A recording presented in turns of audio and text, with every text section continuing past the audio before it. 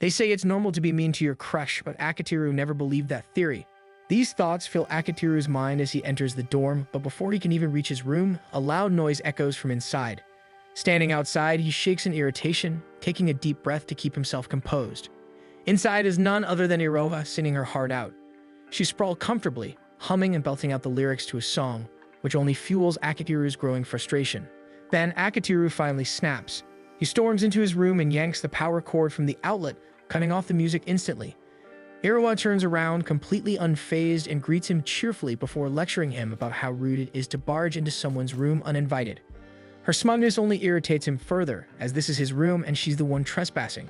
He tells her to keep her volume down before she disturbs the other residents and points to her headphones as a hint.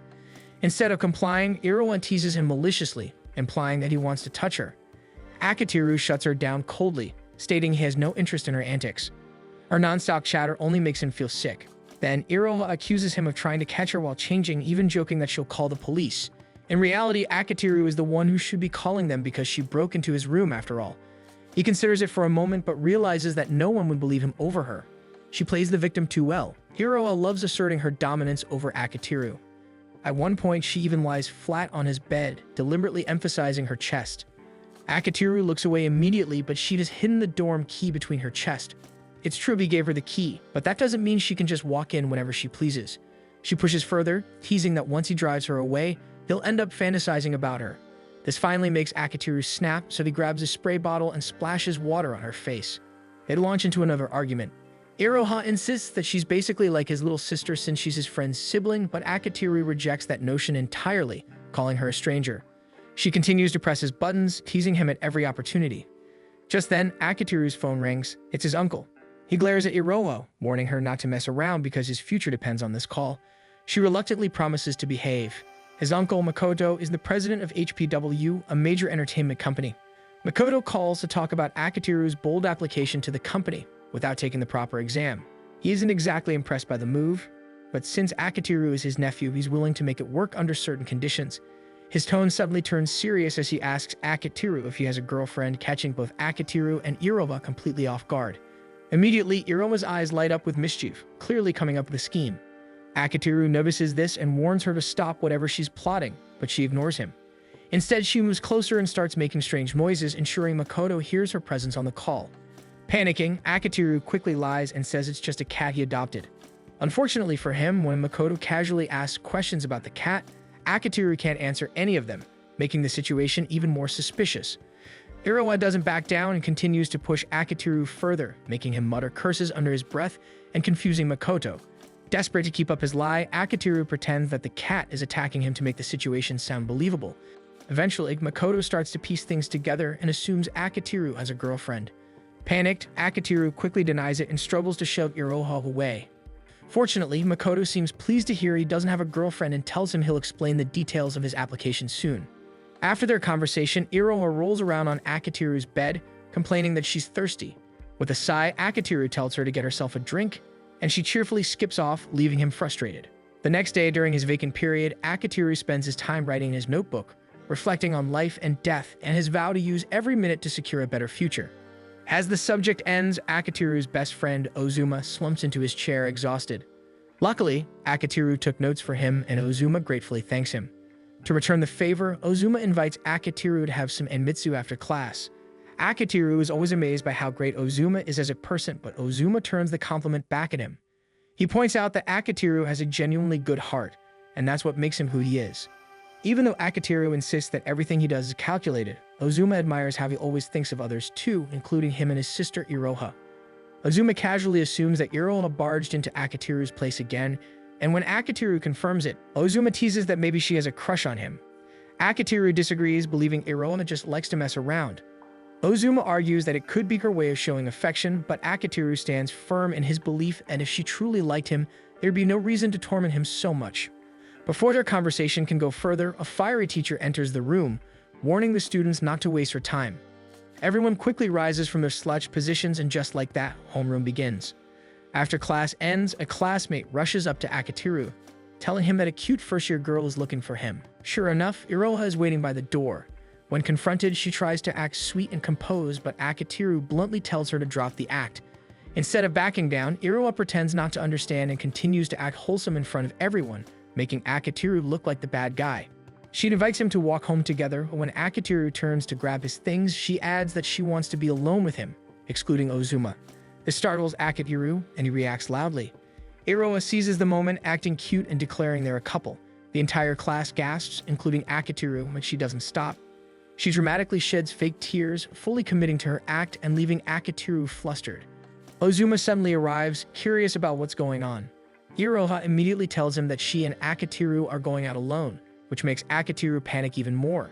He quickly grabs her by the hand and drags her away for a serious talk. Face to face, Iroha keeps insisting that they're together, even though it's obviously not true. She reveals her motive came from the earlier phone call, as she figured he might need a girlfriend to impress his uncle. She smugly declares that she's out of his league, so it's basically his win.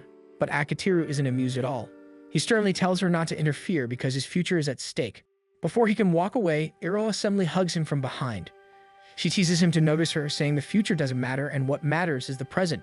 With tears in her eyes, she admits she cares about him deeply and just wants them to stay close forever.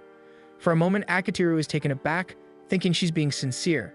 His guard softens, but just as he's about to believe her, Iroha breaks into a mischievous laugh, revealing it was all an act. She teases him for falling for her act and even jokes about how much she wanted to confess like that. Akitiru is too flustered to respond, his face heating up as she notices his red ears and assumes he's embarrassed. He bursts out in anger, declaring that he'll never believe anything she says ever again. Enraged, Akitiru chases after Iroha down the stairs, but she escapes before he can catch her. Later, he meets his uncle Makoto at a cafe to discuss his application to HPW. Makoto mentions that someone else will be joining them but wants to talk to Akitiru privately first. He brings up the fact that Akitiru has already released a game. Akitiru clarifies that it was a team effort with 5 members in total, Ozuma as the programmer and Akitiru serving as both producer and director. Together with 3 other members, they formed the Fifth Floor Alliance. He admits that the game's success wouldn't have been possible without his team. Makoto notes that the industry has already started talking about their sudden rise, acknowledging their impressive accomplishment. He admits that even he couldn't have done something like that when he was in school, so Akitiru deserves the popularity. Before diving deeper into the topic, Makoto encourages Akitiru to order something first. Akitiru assumes the person joining them might be a manager or representative, so he brings his proposal, ready to make a good impression. As Makoto gives their order, he casually flirts with the waitress, even asking her out for dinner despite her clearly being at work. Akitiru is shocked by his uncle's boldness and calls him out, but Makoto confidently says he knows how to leave a lasting impression on girls, and seeing the waitress's expression confirms it. Flustered, Akitiru excuses himself to the bathroom to calm down. He closes his eyes to forget what he just saw, so he fails to notice the sign saying the lock is broken. He opens the door without thinking and accidentally walks in on Mashiro, who's still sitting on the toilet. Before he can react, Mashiro punches him in embarrassment. Meanwhile, at Akitiru's office, Iroha is bored since he's not around to mess with. A colleague asks her about their relationship, but she firmly says there's nothing going on. Back at the cafe, Akitiru discovers that Mashiro is actually the other person his uncle invited. She's his cousin, Makoto's daughter, and they used to play together as kids, though he didn't recognize her at all now that they're grown up. Makoto then reveals his plan. He wants Akitiru to act as Mashiro's fake boyfriend in exchange for pushing through his application to HPW, leaving Akitiru completely stunned. Mashiro finds the idea ridiculous, but Makoto is completely serious. He explains that he's worried about her transferring from an all-girls school to a co-ed one, so he wants someone to watch over her. Despite his reasoning, Mashiro firmly rejects his plan. Curious, Akitiru asks why she needs to transfer, but Mashiro refuses to let him know, prompting Makoto to hold back the full story. The only detail Makoto reveals is that Mashiro barely attended high school and she's been a truant. Surprisingly, Akitiru doesn't pry in further. For him, that single fact is enough to understand their concern, and he doesn't dwell on her past. Since the condition is tied to his team's employment at HPW, Akitiru decides to accept the arrangement. Mashiro, though clearly reluctant, eventually agrees as well, under the strict condition that their relationship will remain entirely fake. With the deal sealed, Akitiru extends his hand to Mashiro, but she refuses to shake it, still holding a grudge over their awkward bathroom encounter. Watching the exchange, Makoto smiles, convinced they'll get along, though both of them strongly disagree. But before leaving, Makoto reminds Akitiru that as Mashiro's fake boyfriend, any real romantic moves are strictly forbidden. Akitiru doesn't see this as a problem, considering Mashiro clearly dislikes him anyway. Reflecting on everything, he still can't understand why people say being mean to someone means they are romantically interested. He's surrounded by aggressive girls after all. Nonetheless, his fake boyfriend job starts tomorrow. The next day, Akitiru is greeted by Irova, who immediately senses that something's off. She tries to pry, guessing that his mood has something to do with the meeting. He refuses to tell her, but she remains persistent and follows him. Neither of them notices Sumire leading Mashiro around. Once classes begin, Mashiro is asked to introduce herself to Akitiru's class. Out of nervousness, she blurts out that she's also dating Akitiru. The class erupts with whispers, wondering why someone like her would waste her looks on a nobody like him. Suzuki, one of the boys, asks how they met, and Mashiro accidentally says they met in the bathroom. Akitiru inwardly panics, realizing how bad that makes him look. When Mashiro takes the seat next to him, he tries to act friendly, but she immediately turns cold, reminding him that she hasn't forgiven him. Akitiru tries to reason with her, saying they both need to act friendly if their story is to be believable. Mashiro disagrees, insisting that as long as their stories line up, there's no need for them to be close. Ozuma taps Akitiru on the shoulder, asking why he never mentioned having a girlfriend. Akitiru apologizes for keeping secrets but hints that he and Mashiro aren't actually dating. During lunch, Akitiru explains his situation with Mashiro in detail. Ozuma teases him, saying his life sounds like a romantic comedy. Akitiru counters that Ozuma would make a better protagonist, given his personality and the fact that he has a little sister, though Iroha's personality doesn't exactly fit the trope. Ozuma says it's because Iroha already loves Akitiru. Akitiru flatly denies the idea, but Ozuma just smiles and excuses himself to buy lunch. Suzuki approaches Akitiru, asking how he managed to get a girlfriend when everyone thought he was already dating Iroha. Feeling Mashiro's icy glare, Akitiru quickly clarifies that Iroma is Ozuma's little sister, then changes the topic to Suzuki's crush on their teacher, who's rumored to like macho guys. Hearing that, Suzuki gets fired up and storms out of the classroom. Akitiru, still feeling Mashiro's cold stare, sighs and asks if she has a problem. Mashiro demands that Akitiru bring her rice balls filled with seafood, declaring that since they're dating, it's his duty to serve her. She even threatens that if he refuses, she'll call off their fake relationship.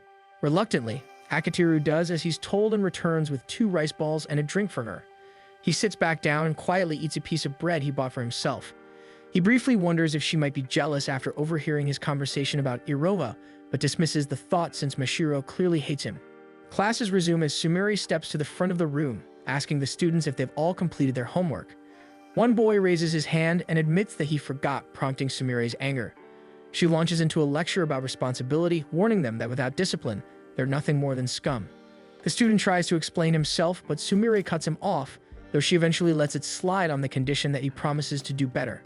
Akitiru glances at Mashiro and notices how intently she's watching Sumire. He notes that Sumire might not be the ideal homeroom teacher for a transfer student. When class ends, Sumire pauses at the door to call out Akitiru. She instructs him to meet her in the counseling room to discuss an assignment. Akitiru calmly agrees, but as soon as Sumire leaves, several boys approach him in concern, wondering how he can stay so composed when everyone knows how terrifying she is. He simply replies that she's not going to kill him, then heads for the counseling room. When he arrives, he's signaled to enter, only to be greeted by the sight of a torture chamber. He takes a seat at the center, and almost instantly, Sumire's demeanor changes. She bows to the ground, nervously asking for his forgiveness. Akitiru's attitude shifts as well. He suddenly seems far more confident than before. Sumire stammers through excuses about being overwhelmed with lesson plans and teaching duties. Akitiru pulls out his phone and shows her the notifications he received about her online activity, revealing that she's been doing other things instead of working. Sumire's teaching identity is Shibuku Murasaki. In class, she's feared as the strict, venomous queen, but to Akitiru and the rest of the Fifth Avenue Alliance, she's simply Sumire, their illustrator who always struggles to meet her deadlines. Akitiru points out Sumire's harsh words in class earlier, which visibly hurt her pride. She explains that her strict teacher persona isn't who she really is, since it's all just part of the act she plays in front of her students. Sighing, Akitiru decides to change the subject and asks about her progress so far. Sumire grows nervous and shows him her tablet, revealing a completely blank page. Irritated, Akitiru tries to throw her into one of the torture machines, then tugs on her ponytail as she struggles to get away. Sumire insists that she's suffering from artist block. Letting go of her hair, Akitiru sighs and tells her she should have come to him if she was having trouble. Sumire protests, saying that doing so would ruin her cool image. Clearly losing patience, Akitiru presses a few pressure points on her shoulder in frustration. Once he releases her, he mutters that he never imagined Sumire could be so hopeless. He recalls the first time they met. He was scouting for potential illustrators at a manga convention but hadn't found anyone. Just as he was about to give up, he noticed a comic depicting a taboo romance. The artwork was so detailed that it immediately caught his attention. When he approached the artist to ask if she'd join his project, she turned around, and to his shock, he realized it was his homeroom teacher. That was when Akitiru decided to use what he knew about her secret to keep her working for him. Sumire still wishes that the encounter had happened differently, as it gave Akitiru the leverage to control her reputation as a reliable teacher. Akitiru tells her it's her own fault, and now that she's part of his team, she'd better start making drafts for the game. Sumire groans that she still can't draw because of her artist block. Akitiru suggests that they just sleep on it, but Sumire misunderstands and blurts out that she doesn't like boys 15 years and older. Akitiru scolds her for even thinking that way and tells her to eat something to get her blood flowing so she can focus on work. He also grants her a half-day extension, which immediately lifts her mood. Before he leaves, Sumire asks about his real relationship with Mashiro. Akitiru admits that it's a fake relationship he accepted to help them gain support from his uncle's company. Sumire then reveals that the school has special instructions on how to handle Mashiro's case. Akitiru immediately guesses that it's because she's a shut-in. Akitiru admits that that's all he knows, so Sumire explains that Mashiro was bullied at her previous school. Some of her classmates had discovered a secret she was keeping and used it to hold power over her. Sumire admits she doesn't know what the secret is, but she asks Akitiru to help make Mashiro's school life as comfortable as possible. She says she wants Mashiro to genuinely enjoy her time here, and she's confident Akitiru can make that happen. Akitiru brushes off the praise, but Sumire insists he should take the compliment, reminding him that both she and Ozuma are also grateful for the impact he's had on their lives. Flatly, Akitiru tells her that flattery won't earn her another deadline extension. Afterward, Akitiru returns to the classroom and asks Mashiro if she'd like to walk home together. Mashiro, however, coldly tells him to stay away from her. Whispers spread quickly, with some teasing that Mashiro must be its tsundere, and that the two of them act like a married couple. Hearing the comments, Mashiro grows flustered and bolts from the room. Akitiru watches her leave, wondering why she acts so cold toward him. Ozuma, noticing his expression, remarks that he doesn't think Mashiro is a bad person at all. Akitiru agrees but says she should at least let him get close enough to protect her. He asks Ozuma for advice, but Ozuma admits that Akitiru has a tough case, given that Mashiro already views him negatively. Alone in the shoe locker area, Akitiru suddenly feels a pair of arms wrapped tightly around him from behind. A familiar, irritating voice follows, and he immediately recognizes it as Iroha. He asks her to get off, but she insists that she's simply showing him kindness by keeping him company. Pressing herself closer, Iroha teases that if he really wants her to let go, the softness he's feeling will disappear. It's only then that Akitiru realizes her chest is pressing against his back. To make matters worse, Akitiru quickly realizes that something feels off, and Iroha confirms his suspicion. She admits that she isn't wearing underwear. She explains that she recently grew a little, making her undergarments too tight. Even her school uniform had become so snug that some of the buttons popped off, meaning that if she pulled away from him now, she'd end up exposed. Akitiru has a hard time believing her, but the slim chance she might be telling the truth keeps him from pushing her off.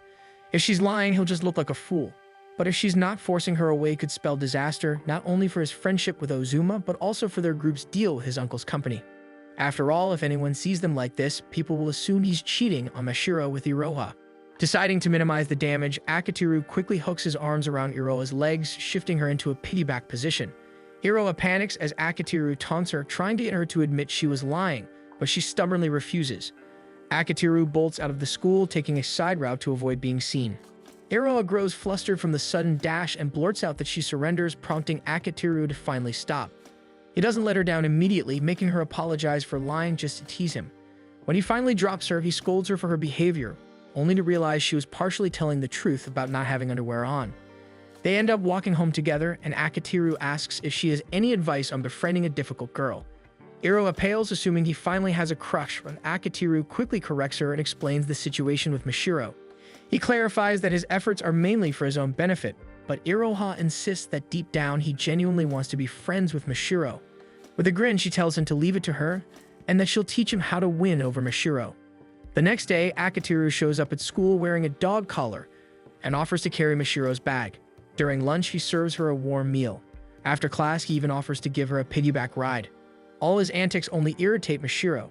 She grabs his leash and drags him to the stairwell to demand an explanation. Thinking it's some sort of prank, she's annoyed when Akitiru admits that he also feels ridiculous, since it's the kind of scheme Iroha would talk him into. He admits he knew it probably wouldn't work, which only frustrates Mashiro more.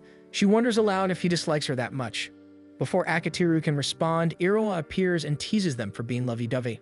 Mashiro asks who she is, so Iroha cheerfully declares that she's the mastermind behind everything. As Mashiro watches their easy banter, she can't help but notice just how close the two seem. Suddenly, Mashiro announces that she's leaving and snaps at them to stop bothering her. Later, as Akitiru and Iroha arrive home, they're shocked to find Mashiro in their apartment complex. Mashiro accuses them of stalking her, but they quickly explain that they all happen to live in the same building. Iroha cheerfully adds that she's Akitiru's sister in spirit, since her brother is his best friend. Mashiro misinterprets and assumes they all live together, prompting Akitiru to clarify that everyone actually resides on the same floor. Sumire is right next to Ozuma, and Iroha has her own apartment. At the mention of Sumire, Mashiro suddenly lashes out, saying she hates that they all live so close before slamming her door shut. Akitiru approaches her door and confidently declares that he will meddle in her life. Akitiru calls a meeting with his group in his room. He tells them that he wants to throw a welcome party for Mashiro to celebrate her moving into their apartment building. He's already set the date for Friday at 8 p.m., though Iroha worries that Mashiro might not show up. Akitiru gives her a confident smile, saying that all they need to do is bother her enough and that he already has a plan in mind. Before his plans, the Fifth Floor Alliance enjoys a small party of their own to celebrate completing a project deadline. Sumire drinks more than usual, prompting Akitiru to scold her for being the one who's always late with her submissions. Akitiru notices that Iroha seems unusually docile and polite. Iroha explains that she feels a little out of place since she's not officially part of their team, though she's grateful to be included in the celebration. Akitiru gives her an uneasy look, realizing that when Iroha is polite, it throws him off, especially since she's usually a handful. Ozuma compliments Akitiru's cooking, especially the roast beef he prepared. In turn, Akitiru praises Ozuma's technical skills, crediting his engineering setup for allowing their files to upload much faster and helping them meet the deadline on time.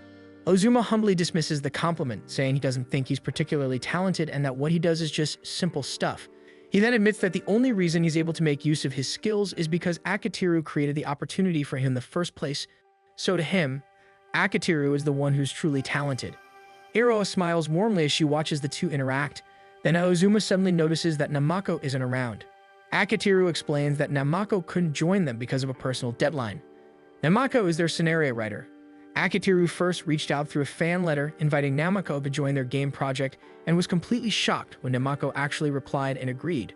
They haven't met in person yet, but from their online chats, Namako seems professional, reliable, and easy to talk to, unlike another adult Akitiru knows. Sumire, realizing he's talking about her, drunkenly protests. Akitiru brushes her off, saying they're only talking about Namako. When he sees how drunk she is, he asks what she's been drinking, and Iroha shows him the bottle Sumire used to mix drinks. Sumire suddenly exclaims that she feels amazing and lunges at Akitiru for a hug, which she prevents. Akitiru quickly changes the subject, calling everyone's attention to discuss their plans for Mashiro's surprise party. 6 days before the party, Akitiru makes his first attempt to invite Mashiro by repeatedly ringing her doorbell. When she finally opens the door, she's met with Akitiru's enthusiastic grin as he starts telling her about the upcoming party. Before he can finish, Mashiro slams the door in his face. On Sunday, he tries again, but this time he realizes the doorbell isn't working. Undeterred, he decides to stuff her mailbox full of invitation letters instead. 4 days before the party during class, Akitiru tosses Mashiro a note saying he wants to talk to her. They begin passing notes back and forth, with Mashiro asking if what he did yesterday counts as bullying. Akitiru quickly denies it, insisting he just wanted to invite her to a dinner party. Mashiro isn't convinced, pointing out that her mailbox was overflowing with invitations, making it look more like a trash can. When he tries to ask for her Lime ID, she immediately refuses. Deciding to take a break, Akitiru vows to try again the next day. Unfortunately, Mashiro completely ignores and avoids him. On Wednesday, Akitiru catches her right as she steps out of the elevator and reminds her about the party, only for Mashiro to call him a stalker. The next day, he asks her again at school, but Mashiro scolds him for doing it in public. After classes, Akitiru and Iroha head out to shop for party supplies. While browsing, Iroha gets distracted by a stall offering free samples of sausages stuffed with melted cheese. She urges Akitiru to try one, but he gets embarrassed and refuses. The saleslady mistakes them for a couple and encourages him to take one for his girlfriend. When he refuses again, she insists that he should because his girlfriend looks sad. Not wanting to be embarrassed by Iroha, Akitiru reluctantly agrees to try it. But as he reaches for the sausage, Iroha pulls it away, teasing that if he really wants it, he should beg for it. Realizing she's only doing this to embarrass him, Akitiru decides it's best to play into her hand. When Iroha offers to feed it to him, he silently vows to get her back for this later. He eats the sausage and admits it tastes great, while the saleslady watches them fondly from her stall. As they move to a different aisle, Akatiru asks how Iroha can so easily say "I love you" to people. Iroha replies that it's easy when she genuinely cares about them, prompting Akatiru to quietly compare her to Mashiro, who struggles to be honest with her feelings. Iroha asks if Akatiru has managed to get Mashiro to accept their invitation. Akatiru admits he's a bit lost on what to do next. As Iroha reaches for a can of tomato sauce on a high shelf, she struggles to grab it while telling him that maybe he just isn't trying hard enough. She points out that when Akatiru truly wants something, he's usually insistent. After all, he managed to convince both Ozuma and Sumire to team up with HPW. Akatiru replies that it was a necessary move for their studio if they wanted bigger support. Iroha says that Akatiru has a knack for understanding what people really want and uses that to persuade them to try things they normally wouldn't. Akatiru explains that it's only because he saw Ozuma and Sumire wasting their talents that he wanted them to use their skills for something meaningful. Iroha smiles at his reasoning and tells him that his true talent lies in helping people bridge the gap between their wants and their dreams. She finally manages to grab the tomato sauce but loses her balance and nearly falls, only for Akatiru to catch her. Relieved, Iroha grins and remarks that another one of Akatiru's good points is making sure their group doesn't take their freedom for granted. She says that's probably why Ozuma trusts him so much. Akatiru thanks her for the kind words and feels determined to convince Mashiro to come to the party. Meanwhile, over at Mashiro's place, Mashiro tells herself there's no way Akatiru can make her go. On the day of the party, Akatiru can't find an opportunity to approach her during class. Instead, he checks in with Ozuma to make sure everything's ready. Ozuma confirms and jokingly tells him he owes him one for pulling everything together in under a week. Confidently, he leaves the classroom and Akatiru announces that their plan to get Mashiro to attend the party starts now. He catches up with her at the shoe lockers, where Mashiro immediately tells him to stop trying to invite her. Akatiru apologizes and promises not to pull any more tricks. Still, Mashiro doesn't seem convinced. He insists that he just wants to walk home together since they live in the same building. But when he looks at her, Mashiro is already sprinting away from him. Akatiru wonders how much she truly hates him. Even so, the plan depends on them walking home together, so he quickens his pace to keep up. Mashiro notices and starts running faster, demanding to know what he's planning to do as Akatiru chases after her. Akatiru feigns ignorance, claiming that he's only running home because he wants to. Mashiro, aware that he's lying, abruptly changes directions. Eventually, Mashiro stops by a riverbank, completely out of breath. She shouts at him to stop worrying about her, insisting that she doesn't fit in with established groups. She tells him to go and enjoy his own life without dragging her into it. Akatiru frowns and asks where she plans to go if she refuses to make any friends. He demands to know what the point of transferring schools is if she never intends to connect with anyone. He apologizes for the bathroom incident and says it's fine if she still hates him, but she should at least try to make some connections. Mashiro turns to argue but slips. Akatiru lunges forward to catch her, only for both of them to tumble into the river. Soaking wet, Akatiru tries not to look at her since her clothes are clinging to her body. Flustered, she tries to stand but trips again. Akatiru catches her, pulling her against him to steady her. Once they make it back to the shore, Akatiru teases that they now have a matching drowned rat look, making them look like a believable couple. Mashiro actually laughs for the first time, admitting it's the worst couple look imaginable. Sensing her lighter mood, Akatiru continues joking, saying maybe this is a god's way of blessing their fake relationship. Mashiro dryly replies that such a god deserves to die, and Akatiru tells her that if she keeps praying, maybe she'll start feeling better about herself. She admits that no amount of praying will suddenly make people who hate her start liking her. Curious, Akatiru asks why she's so stubborn even though he's trying to get along with her. Mashiro blurts out that it's because of the deal he made with her father, but quickly takes it back, saying she knows it isn't his fault. She adds that she genuinely hopes he doesn't hate her. Akatiru reassures her that no one actually hates her. Mashiro hesitates and confides that she's scared of not fitting in and of being ignored. Seeing she's about to talk herself down again, Akatiru gently tells her there's nothing wrong with feeling that way. He admits that he isn't exactly someone who stands out either. He often gets overlooked because he doesn't have any remarkable skills. Akatiru claims that he's just an ordinary person with an ordinary set of skills. His comment makes Mashiro protest, insisting that he isn't ordinary at all since he's the leader of the 5th Floor Alliance. Akatiru looks at her in surprise, wondering how she knows about his group. Mashiro quickly covers it up by saying her father often talks about the game he developed since it earned a lot of money. Akatiru corrects her, saying that all the earnings just go back into the game's development costs. Mashiro then remarks that he could easily be the most popular student in their class, but Akatiru reveals that no one actually knows he or the others are behind the hit game.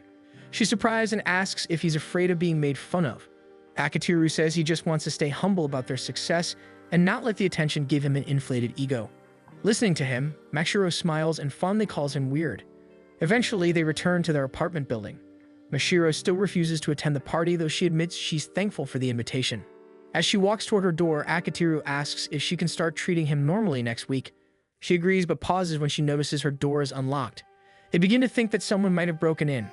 Akitiru steps in front of her, offering to go inside first to make sure it's safe. Slowly, they enter the apartment together.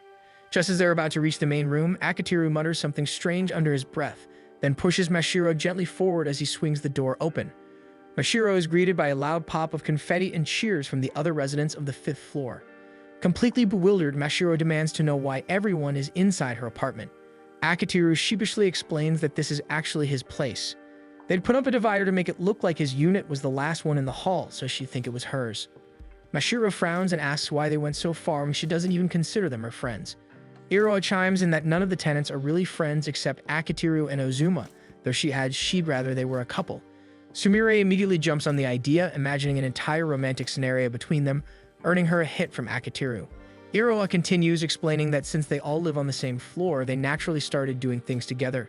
Mashiro guesses she means the game, surprising Iroha that she knows about it. Iroha clarifies that she isn't actually part of the team. Akitiru adds that it's fine if Mashiro doesn't think of them as her friends, she could just think of them as her fake boyfriend's friends for now. He mentions that there's one more member, Namako, who isn't present but is still an invaluable part of their group. Mashiro smiles at being included and finally decides to join the party. After the party, Iroha bursts into Akitiru's room and tries to hug him, but he immediately dodges. Getting serious, she praises him for successfully inviting Mashiro and tells him he's a really kind person. Iroha then thanks Akitiru for letting her be part of their group, without revealing that she's actually the voice actor for the 5th Floor Alliance's game. Iroha talks about her role as the secret voice actor for the 5th Floor Alliance. Even the other members don't know that she's been doing the voice acting, but she's still grateful to be included in their get-togethers as an outside participant. She's also happy that it was Akitiru who discovered and approached her in the first place. Akitiru decides to talk to Iroha about the past. In his story, Akitiru approached Ozuma and asked if he could show him his experiments. Ozuma agreed on the condition that Akitiru came over sometimes to check on them. Akitiru accepted, and that was how their friendship began. Not long after, Akitiru's parents left to work elsewhere, and he started living in the same building as Ozuma. One afternoon, Akitiru caught Ozuma studying the floor tiles. When he asked what Ozuma was doing, Ozuma claimed he was just playing with numbers in his head, using the tiles as his reference. Akitiru offered to let him stay at his place, but Ozuma declined, saying his sister would be arriving soon. Just as he said that, Iroha appeared, looking confused to see Ozuma outside their door. Ozuma explained that he had forgotten his keys and was waiting for her. Iroha then noticed Akitiru, prompting Ozuma to introduce him as his friend, neighbor, and classmate. Iroha let a surprised expression slip since she didn't expect Ozuma to have a friend. Akitiru introduced himself politely, and Iroha did the same. That was the first time Akitiru met Iroha. He remembered her as reserved and polite, nothing like the outspoken girl she was now. The next day, Akitiru brought up Iroha since Ozuma had never mentioned her, and she was rarely seen around the building. Just then, Otoi walked into the classroom, catching everyone's attention because she was believed to be suspended. Otoi walked up to Akitiru and Ozuma and told them she needed to speak to them. They agreed, and once they were in a more private spot, Otoi apologized and offered them candy. Akitiru pointed out that it was against school rules, which amused Otoi. She said they shouldn't be so uptight, especially towards someone who had been skipping school. Her words confused them, since they had assumed she was suspended. She felt a little disappointed by the rumors, since she had never done anything that would get her suspended. Ozuma suddenly asked if he could take one of the candies. As he plucked one from her hand, Akitiru reluctantly took one as well. Otoi asked if Iroha was Ozuma's sister and said she wanted to know what kind of girl she was. Ozuma struggled to answer, which surprised Akitiru since Ozuma was usually very direct. Otoi got impatient, saying it should have been an easy question. Akitiru reasoned that it was difficult for Ozuma because he didn't know the intent behind it. Seeing his point, Otoi revealed that Asagi had noticed Iroha seemed to be taking an interest in delinquents like them, so she wanted to know if Iroha fit that type. However, based on their reactions, Otoi guessed she was wrong and that Iroha was just a typical honor student. She admitted she had hoped they'd know Iroha's true personality. Akitiru asked if they planned to welcome her into their group, and Otoi admitted that if Iroha were to approach them, they would welcome her.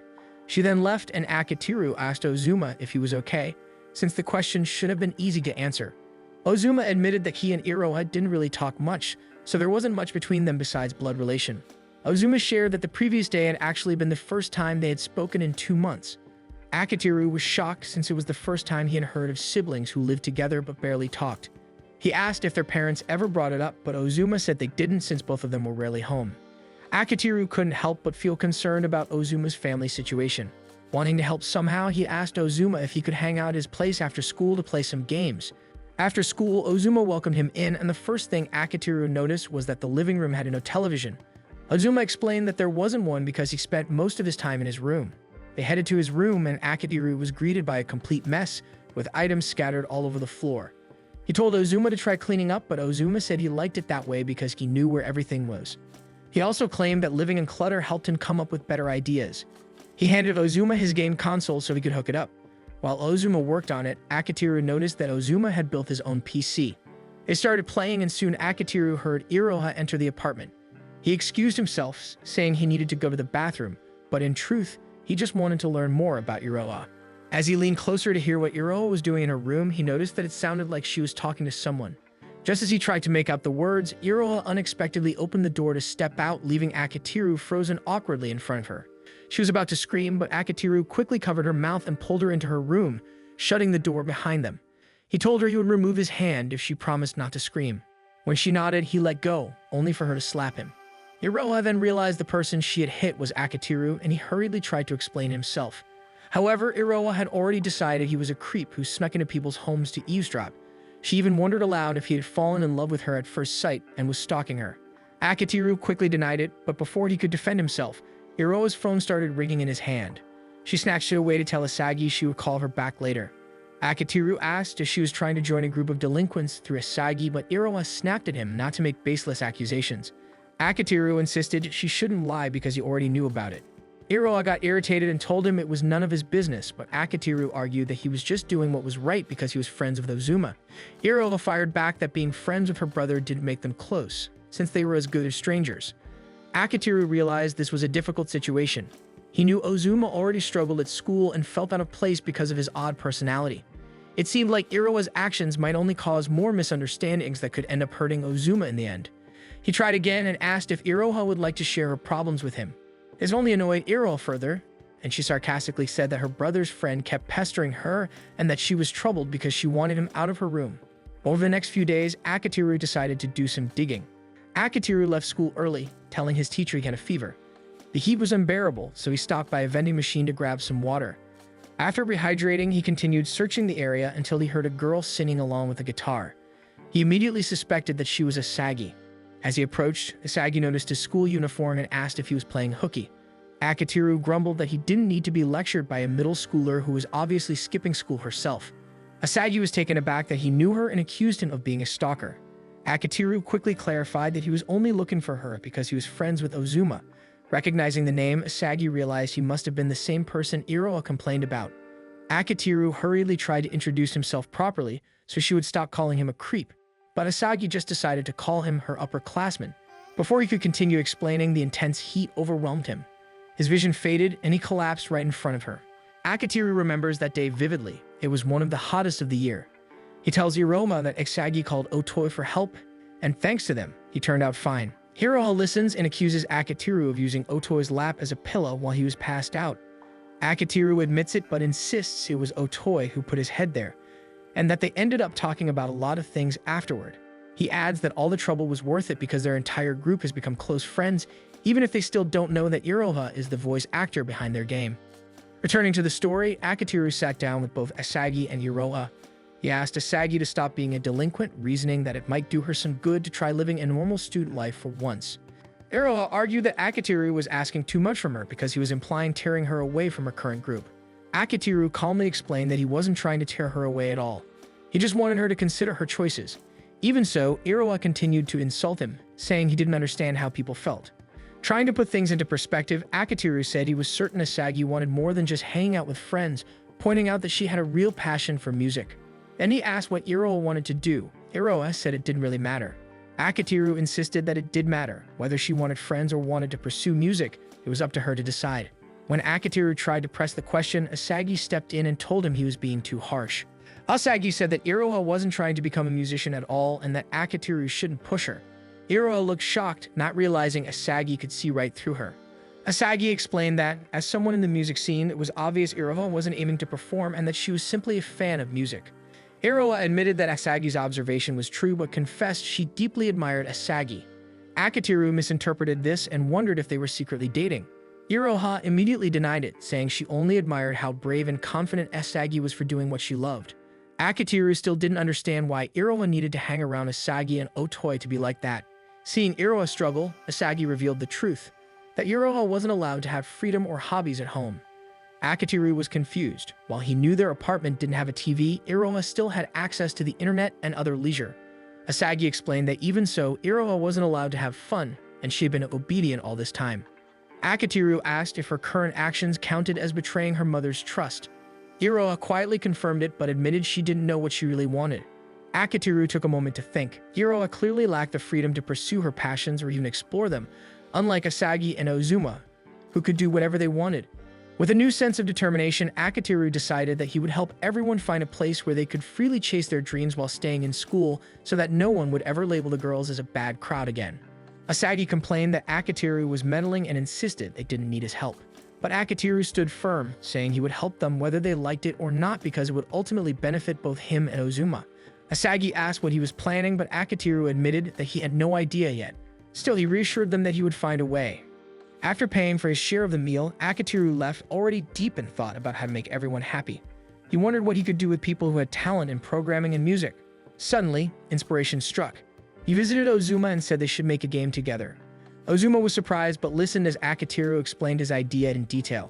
Akitiru believed that with Ozuma handling the programming, everything would go smoothly. What he didn't realize was how much research Ozuma had to do to make the code work. Meanwhile, Akitiru focused on developing the characters, story, and initial artwork. For the time being, they used public domain music just to test how the project would come together. During one of their sessions, Ozuma admitted that he enjoyed creating things with Akitiru. He explained that while he had always tinkered and experimented alone, it felt fulfilling to finally build something alongside someone else. He also found it exciting that their project would soon be available for the world to play. Akitiru agreed and said he already knew the perfect people to test the game on, explaining that he would have Ozuma's sister, Iroha, and Asagi play it. They invited Asagi and Iroha over to test play their game. At first, Asagi was more concerned about the state of the room. However, Asagi seemed to really enjoy it, and even Iroha's expression showed genuine interest. When they sat down to discuss the game, Asagi said it was very mid. She complained that the music sounded cheap, and that the gameplay was the only thing that made it enjoyable. Akitiru mentioned that gameplay is the true charm of any game. He explained that simple games like rock, paper, scissors are great because they are complete, the rules are simple, and the goal to win is clear. He added that this is also the formula for a good video game. He continued that they could create something fun even with a small budget. He then talked about his dream to make such games and how he was lucky to have Ozuma, who had a talent for programming. However, he said their problem was the music since they used free ones. He wanted something original and high quality for the game. Asagi grew suspicious and Akitiru asked if they were interested in helping with the game's development. Iroha was shocked to be included, but Akitiru reassured her that since there was a lot to be done, her involvement wouldn't be a problem. Asagi admitted she was intrigued, but didn't want to betray Otoi's kindness. However, Akitiru had already contacted Otoi and received her permission. A glimmer appeared in Asagi's eyes as she encouraged Iroha to join them, saying that it would mean she wouldn't have to become a delinquent. She added that they could leave behind their boring lives if they joined Akitiru. To everyone's disappointment, Iroha declined the offer. She apologized to Asagi for dragging her into her problems and promised not to ask her to include her in the delinquent group again. She said she would still support Asagi's performances and then excuse herself so the others could continue their meeting. Akitiru decided to go after her and eventually found her at a nearby park. As he approached, he heard her talking to herself, her voice shifting as if she were speaking to more than one person with different personalities. She was debating with herself about how the game development idea sounded good, but she didn't know how to fit in. Unlike Asagi, who had a clear talent for music and could easily fit herself into anything she wanted to do, Iroha felt lost. During the meeting, she noticed how genuinely intrigued Asagi looked while playing the game. Her other voice asked what her own talents were, and Iroha admitted that she had none. She deeply envied Asagi and wished she could be like her.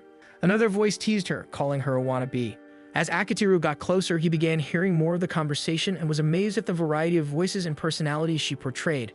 He ended up right in front of her, blurting out his amazement. Iroha noticed him and immediately hid behind the bench, embarrassed that he had caught her. Akitiru told her not to worry since he wasn't freaked out, but Iroha accused him of lying. He admitted that he was surprised at first but was more impressed with her acting. She complained that he shouldn't have lied because now she would continue to feel embarrassed about it. He promised that he wouldn't tell anyone about her habit, but Iroha still glared at him suspiciously. She asked if he planned to blackmail her, and Akitiru promised that he wouldn't. Eventually, she agreed to talk with him, and Akitiru asked about her one-woman act. He told her how he initially thought he was hearing 3 different people, only to realize it was just her once he got close enough. He reassured her that it was incredible how she could shift between voices and personalities so naturally. She thanked him for the compliment and grew shy when he said he had become a fan of hers. She explained that it was just a habit she picked up when she was bored after watching anime and cartoons. She found the characters cute and started mimicking their voices.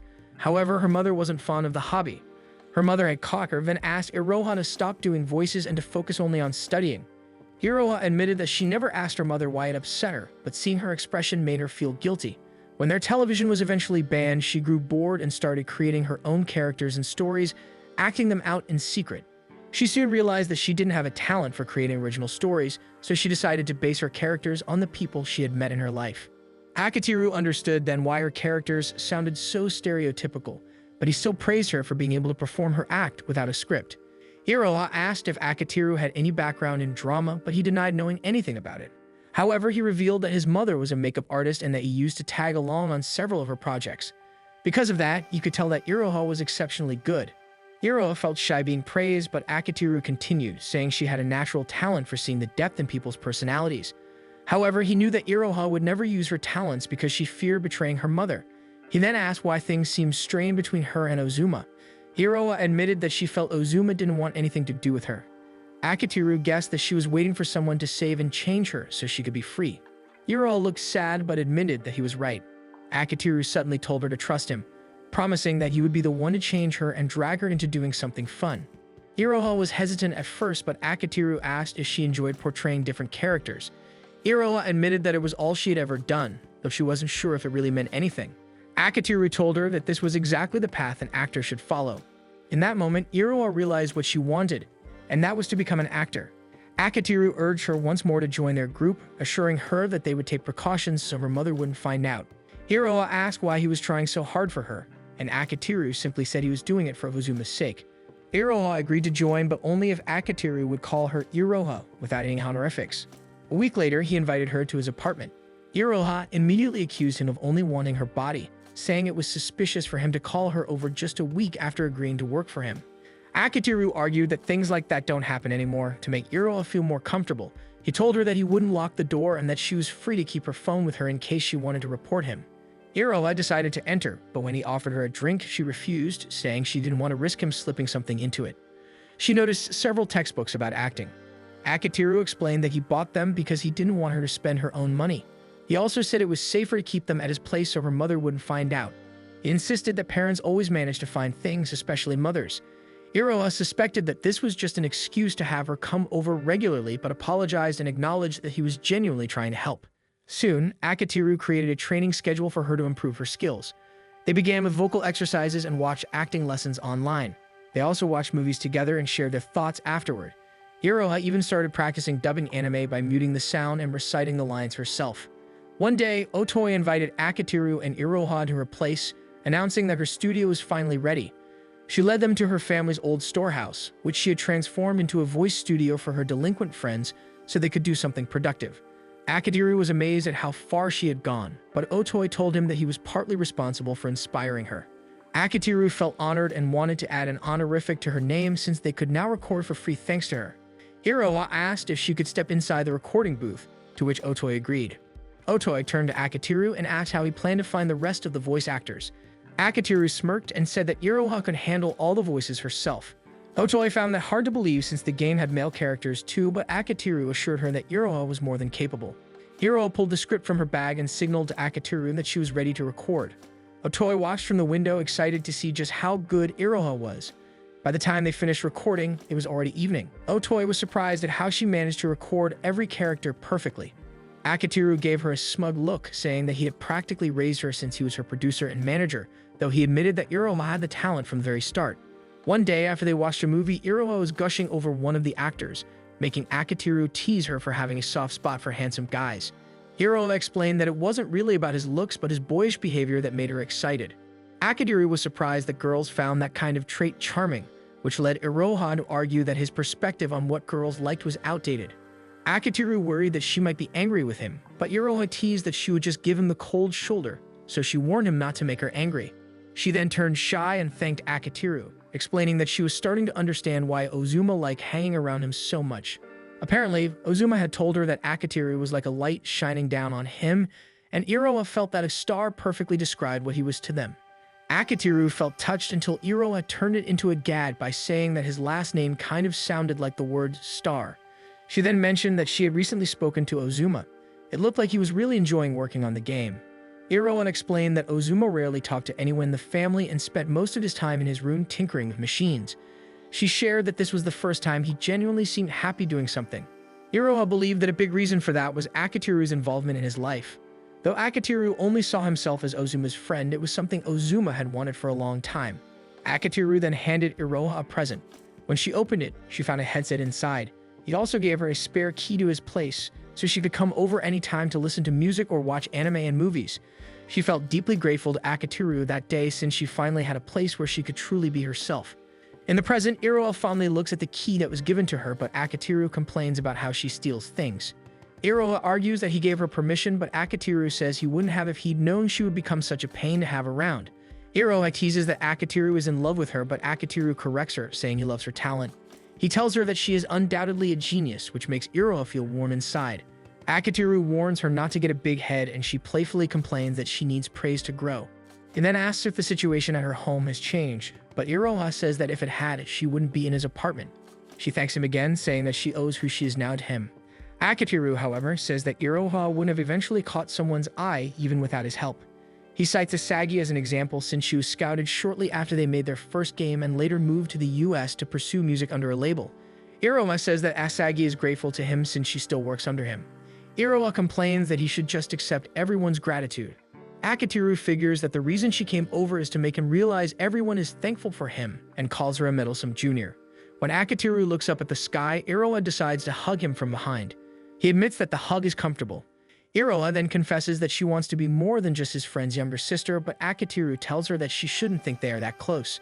Iroha tries to hide her disappointment, but Akitiru realizes that things need to change because of Mashiro's addition to their group.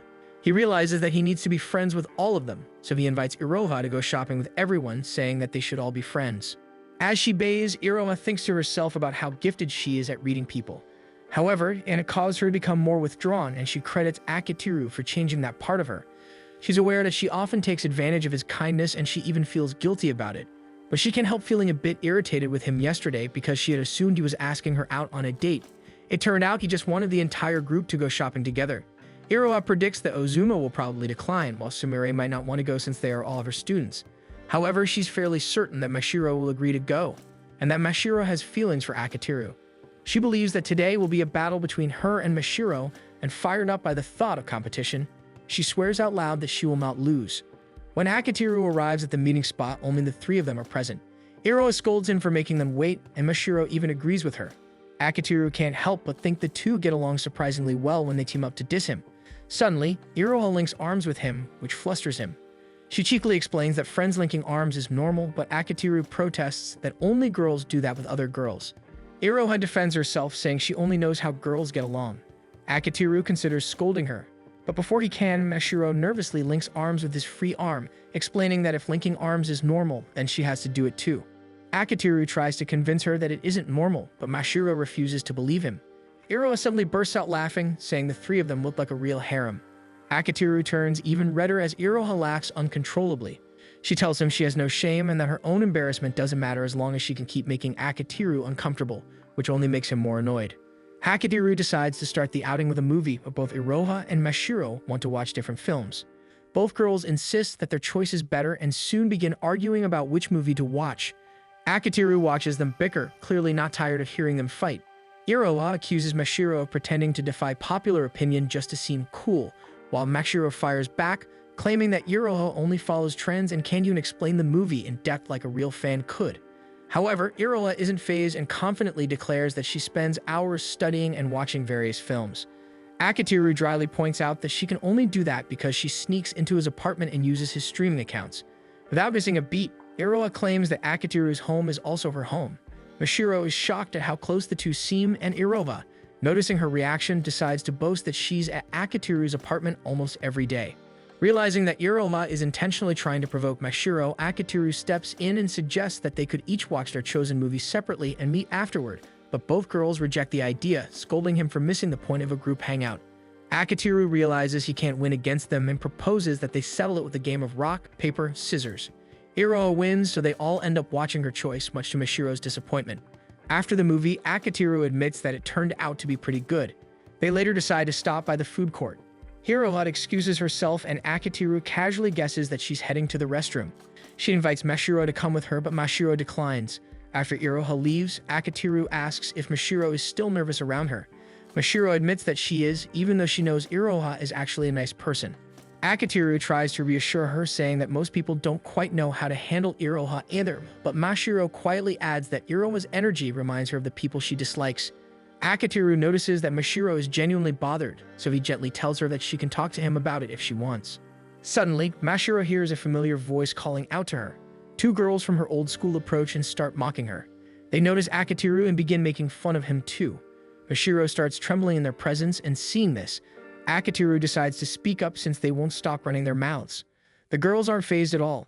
They keep insulting Mashiro, teasing her about the novel she writes, and threatening to tell Akitiru about it. Having heard enough, Akitiru suddenly stands up and firmly tells them to stop and get out of the area. The girls act tough and claim they have a strong guy with them, but Akitiru counters that he has even crazier people backing him and Mashiro. He knows how terrifying Sumire can get, so his threat isn't an empty one. One of the girls notices his confidence and whispers to her friend that it might be better if they leave. They quickly run out of the food court just as Iroha is about to rejoin Akitiru. Akitiru checks on Mashiro and asks if those girls were the reason she started skipping school. Mashiro quietly admits that they are, but refuses to talk about the novel they mentioned. Instead, she bolts from the area.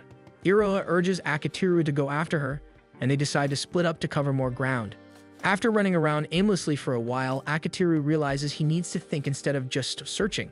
He recalls that Mashiro had wanted to watch a particular movie earlier. He finds her inside the theater watching the shark movie they didn't get to see, and takes a seat beside her. Mashiro keeps her eyes on the screen as she tells him that the girl who just died was a cheerleader who bullied an otaku boy, and the character deserved it. She then turns to him and asks why he followed her, calling him a liar and a stalker. Realizing she was being harsh, she apologizes for insulting him. Instead of getting mad, Akitiru tells her that insulting him is better than doing nothing. He tries to guess what kind of insults Mashiro would throw at her bullies if she had the courage. Mashiro lets out a small sound of approval before admitting that she's very awkward around people she doesn't know. She explains that she spent most of her time alone, and to escape reality, she started writing a novel. The two girls were the first to find out about it, and they soon told the entire class, leaving her humiliated and exposed. Mashiro begins to cry, and Akitiru gently tells her that novels written as an escape from reality are often the best kind. He mentions that one of his favorite writers is someone named Namako, and is pleasantly surprised when Mashiro recognizes the name. He goes on to talk about how great a writer Namako is, though he doesn't reveal that Namako is actually the writer for their group. Akitiru then recalls how one of Namako's novels begins with a foreword about hating reality and using writing as a form of escape. He says he deeply sympathizes with Namako's work and worldview. Mashiro comments that Namako uses a pen name which she finds a bit shady, guessing that Namako doesn't want to be found out because he's embarrassed. Akitiru agrees that it's possible, but says that people shouldn't be denied their hobbies, even if they're embarrassed. He reassures her that while some people might not see value in her writing, there will always be others who will appreciate her work. Mashiro agrees, but admits that she still feels uneasy because Iroha reminds her of her old bullies. She confesses that she feels she and Iroha won't get along. Akitiru gently pats her head and tells her that even though Iroha might resemble those girls, she's nothing like them.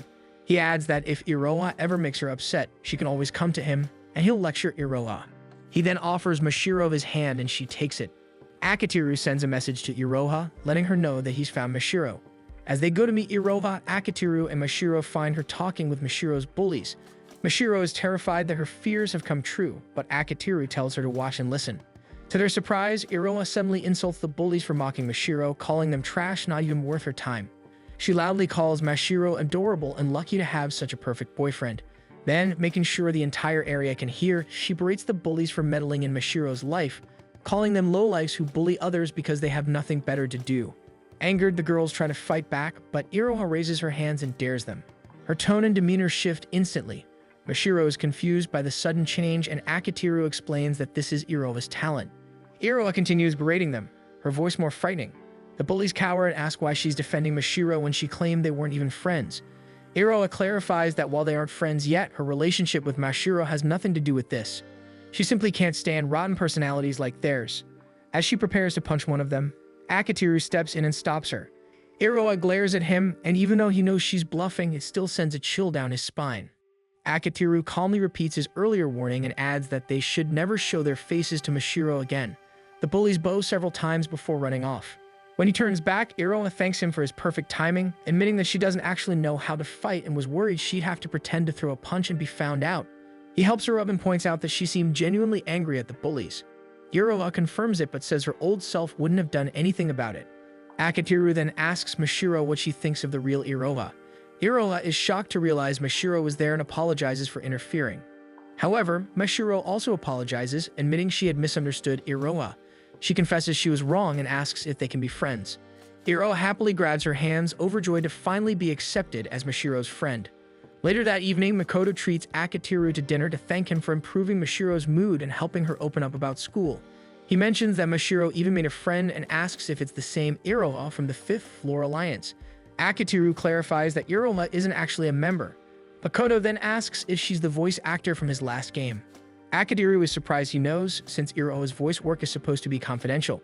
Makoto explains that Mashiro had praised Iroha's acting skills, so he guessed her identity. He also says that he can tell all the voices in the game belong to one person. He promises to keep her identity secret, knowing that her anonymity adds appeal.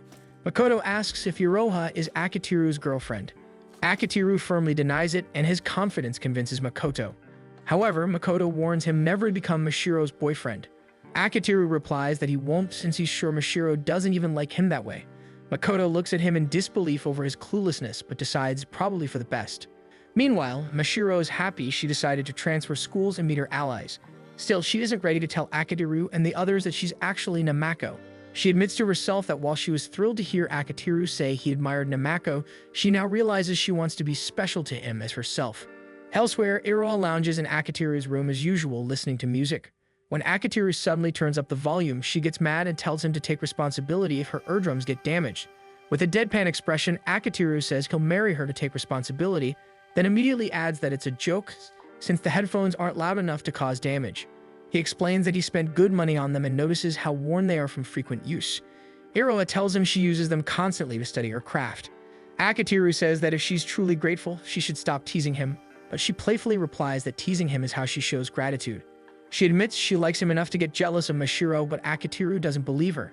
Iroha says she was ready to become Mashiro's rival, but Akitiru reminds her that they ended up becoming friends instead due to the bullies' involvement. Just then, Akitiru receives a message from Namako, only to see that it's a confession of love directed at him. Akitiru wakes up one morning shocked to see Mashiro on top of him. He backs away as Mashiro offers him a huge bowl of food. She encourages him to eat, but Akitiru can only stare at the enormous amount of seafood in the bowl.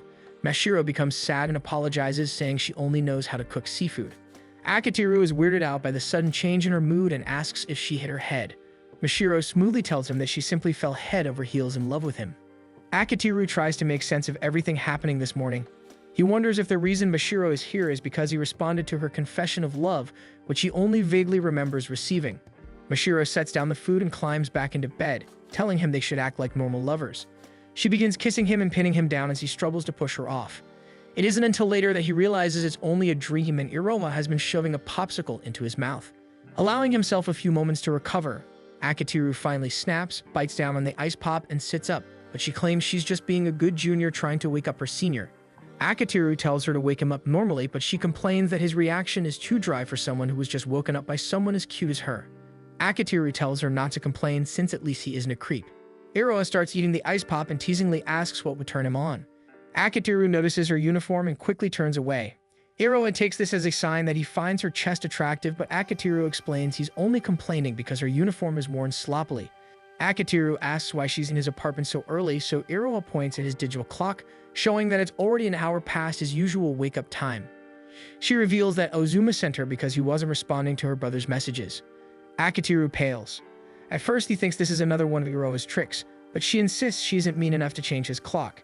He asks Iroha if today is a weekend, but Iroha proudly declares that it's a weekday. Akitiru considers looking for a doctor's appointment he can schedule, but Iroha jokes that if a doctor were to see him, They would assume he's sick for completely different reasons. She tells him in a hurry so they can make it to school on time. Akitiru rushes through his morning routine, his mind still on Mashiro's text confession. He's certain it was a real confession, but he can barely remember how he responded. He checks their message thread, rereading her confession. He can't believe it's from the same Mashiro who acts like she hates his very existence. He wonders if her feelings are genuine since her actions say otherwise. Still, he knows he needs to take this seriously because ignoring it could end up hurting her. He decides the best thing to do is to be honest about his own feelings. Once he's finished getting ready, he and Iroma rush to school. When they stop at a traffic light, she tells him he should just take it easy and show up late. Akitiru explains that he can't do that because his reputation could be ruined if he's late even once. Hiroa argues that one late arrival won't destroy his world, but Akitiru says he also can't live with himself if he gives Sumire an opportunity to scold him about tardiness, especially since he always nags her about deadlines. Hiroa finally understands his refusal to be late, then asks if it's okay for them to be seen going to school together. Hiroa explains that her concern is about what Mashiro might think. Akitiru pales at the mention of Mashiro's name, and Iroha teases him for being popular with the ladies. She even says that if a ladies' man doesn't spend an evening with a girl by a certain age, he'll start repelling girls instead of attracting them. Iroha then grabs his arm and teasingly offers herself so he can practice and make his first time with Mashiro flawless. Instead of getting flustered, he simply pulls his arm back and calls Iroha an idiot. Iroha gets irritated because he didn't react the way she wanted. Akitiru teases her that if she wants him flustered, she should try sneaking up on him in the evening. Iroha screams that she will as Akitiru runs toward the school. Iroha watches him go fondly, knowing their relationship will have to remain stagnant for now. Akitiru manages to make it to his classroom before the first period. He notices Mashiro sitting right next to his desk and decides to try talking to her about her message. Mashiro acts as if he's an eyesore, not even acknowledging that she sent anything to him. Akitiru notices she's colder than usual and asks if he did something wrong, but she answers that simply hearing his voice makes her sick. Akitiru stares at her in shock, wondering if this is the same person who confessed to him the night before. Realizing something, he quickly tries messaging her. Mashiro responds that she feels embarrassed. Akitiru looks up from his phone, but Mashiro only gives him an icy glare. When he looks back at his phone, Mashiro is a completely different person, gushing about how much she wants his attention. He feels stressed by the constant personality shifts between the Mashiro in real life and the Mashiro who's chatting with him on her phone. Sumire enters the class and strictly praises everyone for their good attendance and punctuality. However, Akitiru can't take her seriously because he knows she rarely meets her own deadlines. Before beginning her lesson, Sumire tells them that drama nationals are approaching and the drama club she moderates will be representing the school. However, they still lack talented members, so she encourages the class to join so they'll have a better chance of winning gold. Ozuma pokes Akitiru's back, concerned about how unusually late Akitiru woke up. Akitiru says he's fine and that he just ended up falling asleep longer than expected. Ozuma admits he's worried Akitiru is pushing himself again and reminds him to take things easy. Akitiru smiles and tells Ozuma he shouldn't work too hard either because the Fifth Alliance would fall apart without him. Ozuma then takes out his phone and says he wants to talk about the new game's story. Akitiru says he read it and thinks it's really bad. Ozuma agrees, even pointing out a particular scene that doesn't make sense. Akitiru says it progressively gets worse, even mentioning that it somehow turned into a musical toward the end. They both wonder what happened because their original game was a horror game, so it should have been obvious that the sequel would follow the same themes. They wonder if Namako is in some sort of slump, so Akitiru decides everything can be fixed with a simple discussion. Ozuma and Akitiru then feel a strange glare in their direction and see Mashiro staring at them. Mashiro feels a bit jealous, thinking Ozuma and Akitiru are too comfortable with each other to simply be just friends, but she quickly shakes the thought away once she realizes it. Akitiru notices her, and another wave of stress comes over him. He has to learn how to deal with Mashiro's hot and cold personality, as well as Nemako's loss of direction. The number of irregularities is just too much. He needs to get Nemako back on track, or the future of the Fifth Floor Alliance will be bleak. Meanwhile, Iroha has a hard time controlling her smile in class. Her mind keeps drifting back to her morning walk with Akitiru, even though she is supposed to be focused since she's an honor student. She also notes that her mood isn't entirely giddy. She feels troubled after seeing Mashiro's confession. A classmate then calls Iroha, telling her someone wants to talk to her. Iroha checks and sees it is Mashiro. Stepping out to talk, Mashiro thanks her for taking the time to see her. Since they are still in public, Iroha puts on a pleasant and polite personality. Mashiro notices but doesn't take the hint. She assumes Iroha is playing around and decides to act like a mouse. When Iroha doesn't mirror her behavior, Mashiro realizes she read the signal wrong and apologizes. She thought it was something normal high school girls do, so now she feels embarrassed. Iroha finds her fumbling cute but notices several students watching them. She brings Mashiro to a more private area. Mashiro admits she is worried because Akiteru entered class later than usual today, and she was hoping Iroha might know the reason. Iroha tries to insist that Akiteru is human and will have occasional inconsistencies in his schedule, but Mashiro insists he doesn't, noting that he always arrives at the exact same time. The fact that Mashiro memorizes Akiteru's daily habits and can confirm it makes Iroha feel uneasy. When Mashiro explains she is worried because she thinks he might be sick, Iroha suggests simply asking Akiteru. Mashiro says she gets too embarrassed, and given the timing of events, it would feel awkward to speak to him. She doesn't mention the confession, but Iroha already knows since she was there when Mashiro sent the message. This also means Akiteru hasn't given Mashiro an answer. She feels sorry for not telling Mashiro the truth, but it's hard to predict how Mashiro will take the news. Seeing how earnest and worried Mashiro is and how much she depends on her, Iroha decides to help ease Mashiro's worries. She tells her that Akiteru simply overslept because he was tired, and it's unlikely he is sick since he's a major health nut. Mashiro feels relieved and considers taking lunch alone today so Akiteru can focus on getting better instead of looking after her. Iroha tries to convince her to invite Akiteru to lunch since he usually eats alone anyway, but Mashiro says she will only trouble him. Iroha is certain that if Mashiro acted this sweetly in front of Akiteru, he would surely be smitten with her. The bell rings, so Mashiro heads back to class but asks Iroha if they can meet up again. Iroha is taken aback but reassures her that they can meet anytime since they're friends. Once Mashiro leaves, Iroha can't help but worry about Akiteru. Lunch arrives and Akiteru decides to eat alone. He had planned to use this time to talk to Mashiro, but she had immediately rejected his invitation. Iroha decides to sit beside him, cheerfully offering her company. Akiteru scolds her for being too friendly when he's supposed to be dating Mashiro, but Iroha says it's fine since most people at school don't even know who he is. Iroha insists he should enjoy eating with a cute girl like her and even offers him a rolled omelette. He sighs and refuses, prompting Iroha to complain about how much of a bummer he is. Akiteru corrects her, saying sighing has its benefits, but she should reflect more since she is the main reason he sighs. He then decides to ask Iroha about Mashiro. Since Iroha saw the confession, he admits he's been thinking about his answer. He's tried talking to Mashiro, but she keeps turning him down. Iroha feels irritated when Akiteru mentions that this is the first time anyone has confessed to him. He notices Iroha has a strange expression and doesn't understand why she's upset when he's trying to open up. Iroha feels insulted because she has proclaimed her love for him numerous times, but he never counted any of them as confessions. She gets angry but stays vague about what she's upset over. Other students notice her mood when she walks off. To top it off, she messages Akiteru, calling him a jerk as soon as she leaves.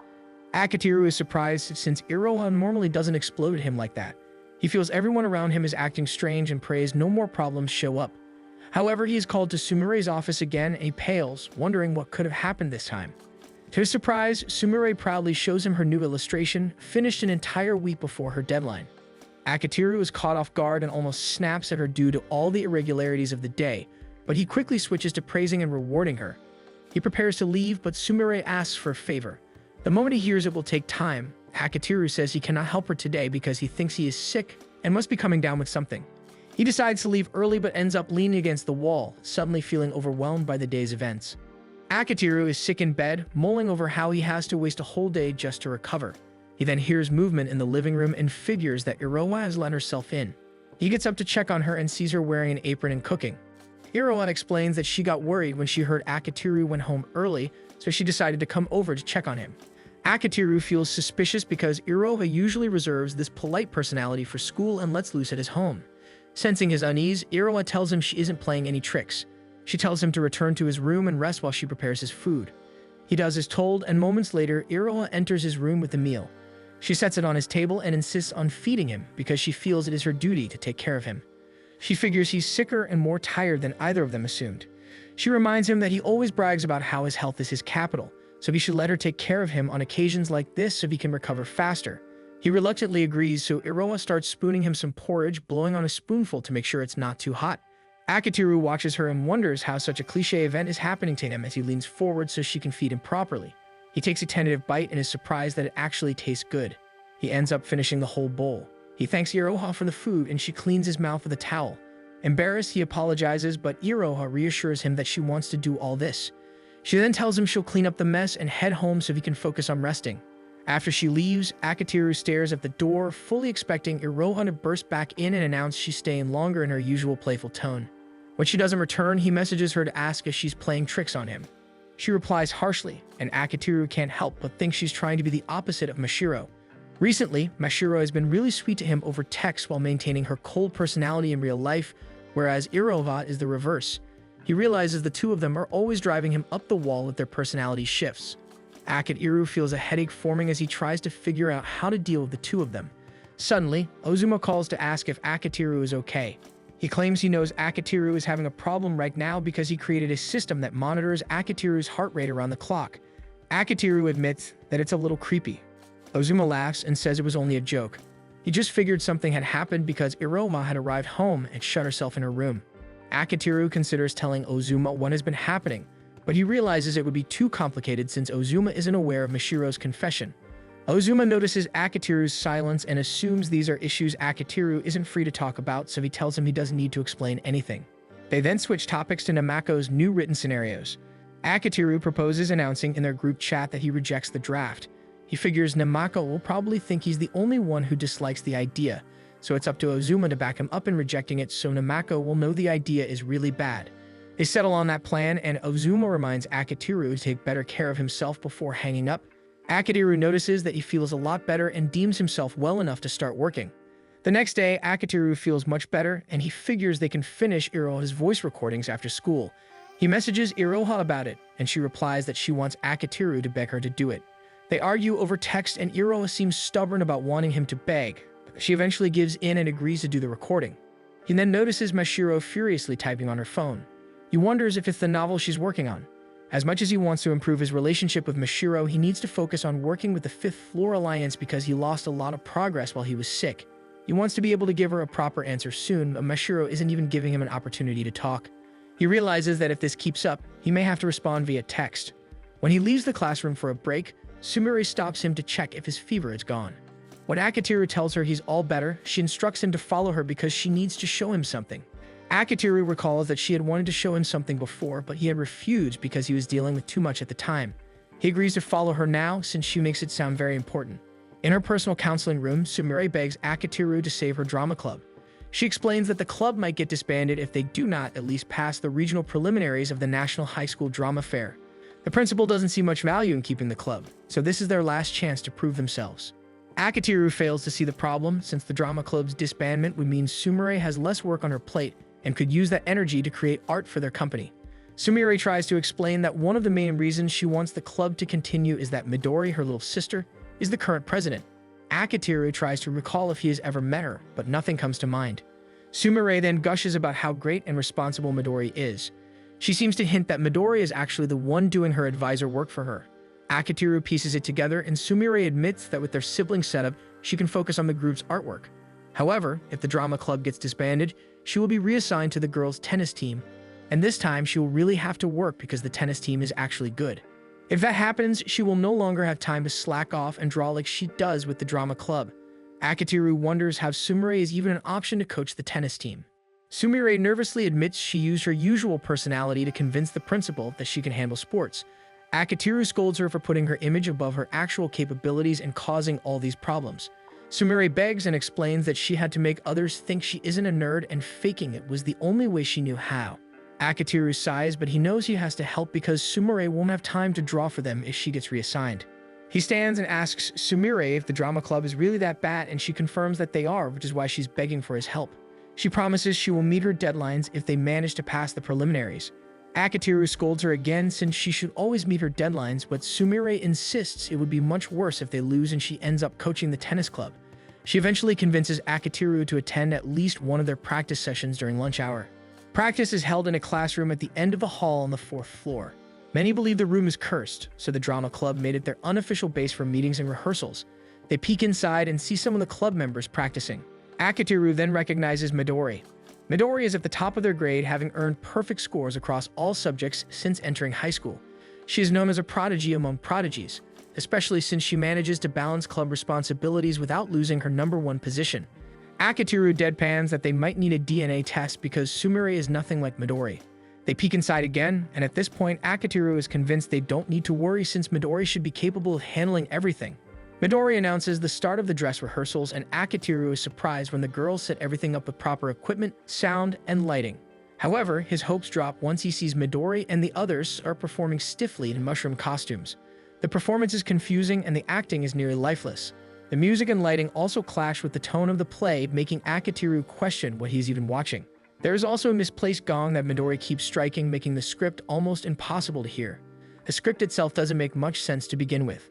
Once the play ends, Akitiru turns to Sumire and tells her he doesn't understand how the performance can be this bad or how broken the script is. Sumire smiles.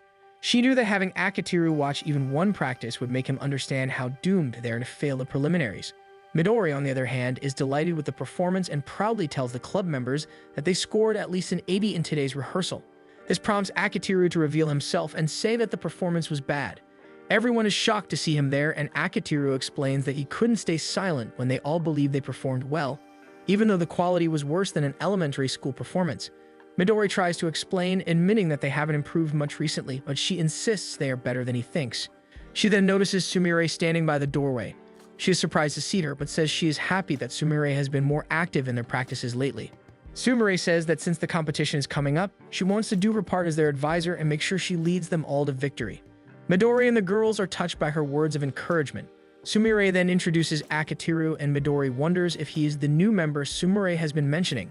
She insists that the club is already perfect with its current members and that they cannot entertain a new one. Sumire corrects her and states that Akitiru will be the super producer who will lead them to victory. Midori complains because nothing seems extraordinary about Akitiru. To her, he looks plain and boring, but Sumire insists that he is very talented as a producer and can elevate the drama club's performance. Midori decides to accept the idea but still questions Akitiru's achievements. Akitiru waits to hear how Sumire will explain things, and Sumire decides to lie, claiming he has produced several hit Hollywood movies, much to Akitiru's horror. Midori and the girls seem to believe the explanation, and soon the girls are eagerly waiting to hear his advice. They even feel like they finally have a real shot at winning the nationals. However, Midori then asks what his relationship with Sumire is. She assumes he must have a romantic relationship with her because that's how Hollywood producers are known for having questionable relationships with beautiful women, and she believes that Sumire fits the type perfectly. Akitiru argues that he would never look at Sumire that way, and he refuses to stand there and be insulted by Midori any longer. He decides to leave. The girls begin to panic, and Sumire manages to catch up to him by the stairs. He explains that he could have helped, but he isn't willing to go as far as producing everything for them, especially when Midori clearly dislikes him, so he won't force his help on her. Sumire tries to convince him again, but Akitiru tells her that the real problem is that they can't act, and he can't teach them how to perform at their level. He doesn't tell Sumire that he actually could, and that Iroha could coach them even better, but that would mean exposing Iroha as their voice actress, a secret kept from everyone in their team. He tells Sumire that this is the end of the discussion and that the Fifth Floor Alliance already has too many problems. He doesn't have time to help the drama club. Sumire begs again, saying she won't be able to illustrate if she ends up reassigned to the tennis team. Akitiru scolds her, insisting she still needs to illustrate for them regardless, and that as their advisor, she should find a solution to save the drama club. He walks away from Sumire, and his thoughts drift to Iroha. He is certain Iroha would shine on stage as well, but because of her circumstances, she may never get the chance. Iroha stares at the message Akitiru sent her and grumbles about how inconsiderate he has been with her feelings. She even thinks about ditching the recording session but convinces herself to go anyway. She knows Akitiru constantly rejecting her affection is partly her fault because she always plays it off as a joke. She can't help but compare her situation to Mashiro's. Mashiro has already confessed, and it makes Iroha uneasy because Akitiru is actually considering how to approach Mashiro to give her a proper answer, while her own feelings are always pushed aside. As she groans, Mashiro notices and tries to check if she's okay. Iroha, startled, accidentally asks what Mashiro is doing by the lockers, and Mashiro calmly reminds her that school is already over. Mashiro then shares that she'll be stopping by the library and shows the bag she's holding filled with books with cute covers. Iroha looks at them and notices they're titles a lot of people enjoy, so she admits she's surprised Mashiro reads something so crowd-pleasing. Mashiro admits she used to dislike them, but she wanted to try something new. She almost gives herself away as an author and quickly tells Iroha not to mind her words. She then invites Iroha to walk home with her. Iroha tries to think of an excuse to decline because she needs to meet Akitiru at the park so they can head to the recording studio together. She ends up telling Mashiro that she has to go to her part-time job. Curious, Mashiro asks what it is. Iroha teasingly tells her it's a secret no one can talk about, but hints that it involves using her mouth. Iroha can practically see the gears in Mashiro's head turning as she becomes beet red. Iroha teases her for thinking something dirty and reassures her that she isn't doing anything shady. She then invites Mashiro to tag along to her job, but Mashiro panics and quickly says she's actually busy. Mashiro smiles kindly at her and apologizes for keeping her for so long, saying she'll see her tomorrow.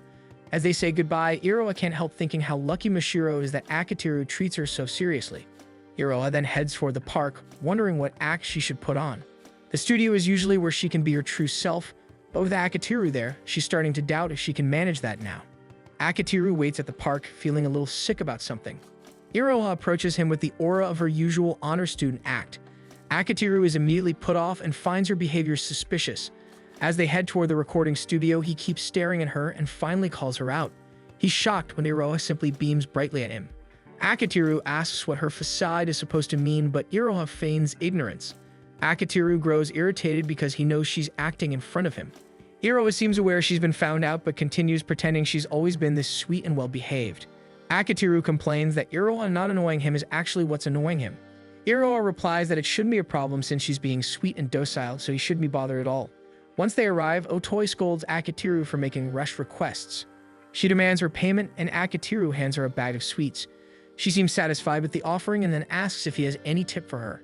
Prepared as always, Akiteru hands over a box of the latest cake from Mifuto. She accepts the cake and tells Akiteru he can continue to impose favors on her as long as he keeps bringing sweets. Akiteru always remembers to bring luxury sweets whenever they need her help because Otoi doesn't really treat this as a job. There have even been times the studio was closed simply because she didn't feel like working. To keep her cooperative, Akiteru decided to pay her in sweets and pastries. However, Otoi is fickle, so there were also times when she didn't like what he brought and refused them. She inspects the cake closely and decides it looks good, so she allows him to use the studio. Iroha asks for the script so she can head into the recording booth. As Otoi sets up, she tells Akiteru that he's pushing Iroha too far, explaining that most people give actors the script days in advance. She warns him that if he tries this with a professional voice actor, they probably wouldn't want to work with him. Akiteru says he's aware but believes Iroha can handle things. He also can't just give her the script early because of her home environment. Otoi recalls that Iroha's mother hates show business. Akiteru tells Otoi that Iroha only needs 5 minutes to review a script in order to perform it flawlessly. Akiteru looks at Iroha from the director's booth. He reviews that Iroha will be doing 5 very unique characters today. Otoi makes sure Iroha is ready, and once Iroha gives the signal, Otoi starts recording. Iroha confidently delivers the lines, but Akiteru and Otoi immediately notice that her voice and delivery are completely off from the instructions. Not satisfied, Otoi stops the recording and asks Iroha why the character sounds prim and proper, when the description clearly states the character should be brutish. Otoi decides to redirect her with a different character, but every character ends up sounding wrong. No matter what Otoi tries, Iroha keeps giving a bad performance. Eventually, Otoi stops the session and asks Akiteru if Iroha is fooling with them. Akiteru goes pale as he observes Iroha. When he snaps out of it, he quickly apologizes to Otoi and insists that Iroha can do better. Otoi sighs, knowing Iroha can do better, and asks Iroha if she's satisfied with her performance. Iroha confidently declares that she did a great job because her acting is tailored to Akiteru's taste. Akiteru immediately grabs the mic and scolds her. He knows she performed poorly because she dragged her personal feelings into work. He realizes this is partly his fault, but knows that if Iroha continues acting unprofessionally, she will ruin her future. He's about to continue scolding her, but Otoi sticks a candy into his mouth to shut him up. She knows Iroha is already upset, so she tells them the studio is closed for the day. Iroha quietly gathers her things and leaves the studio while Akiteru and Otoi watch her go. Akiteru turns to Otoi and thanks her for stopping him. He had been angry at Iroha and might have said something he would regret.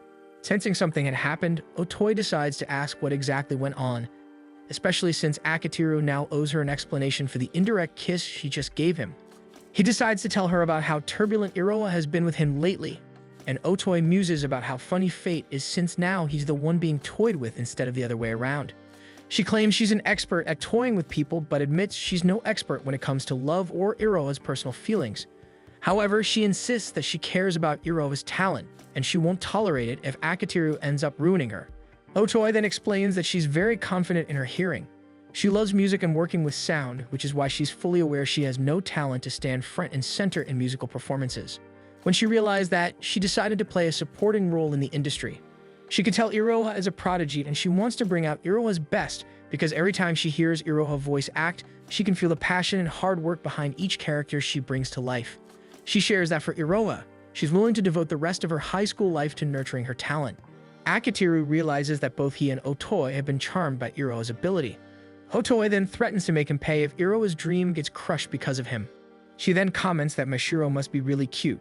When Akitiru struggles to give her a straight answer, Otoi points out that he's never agonized over answering a girl before. He complains that Otoi hasn't been listening to his problem. Suddenly, Otoi pulls him into a hug.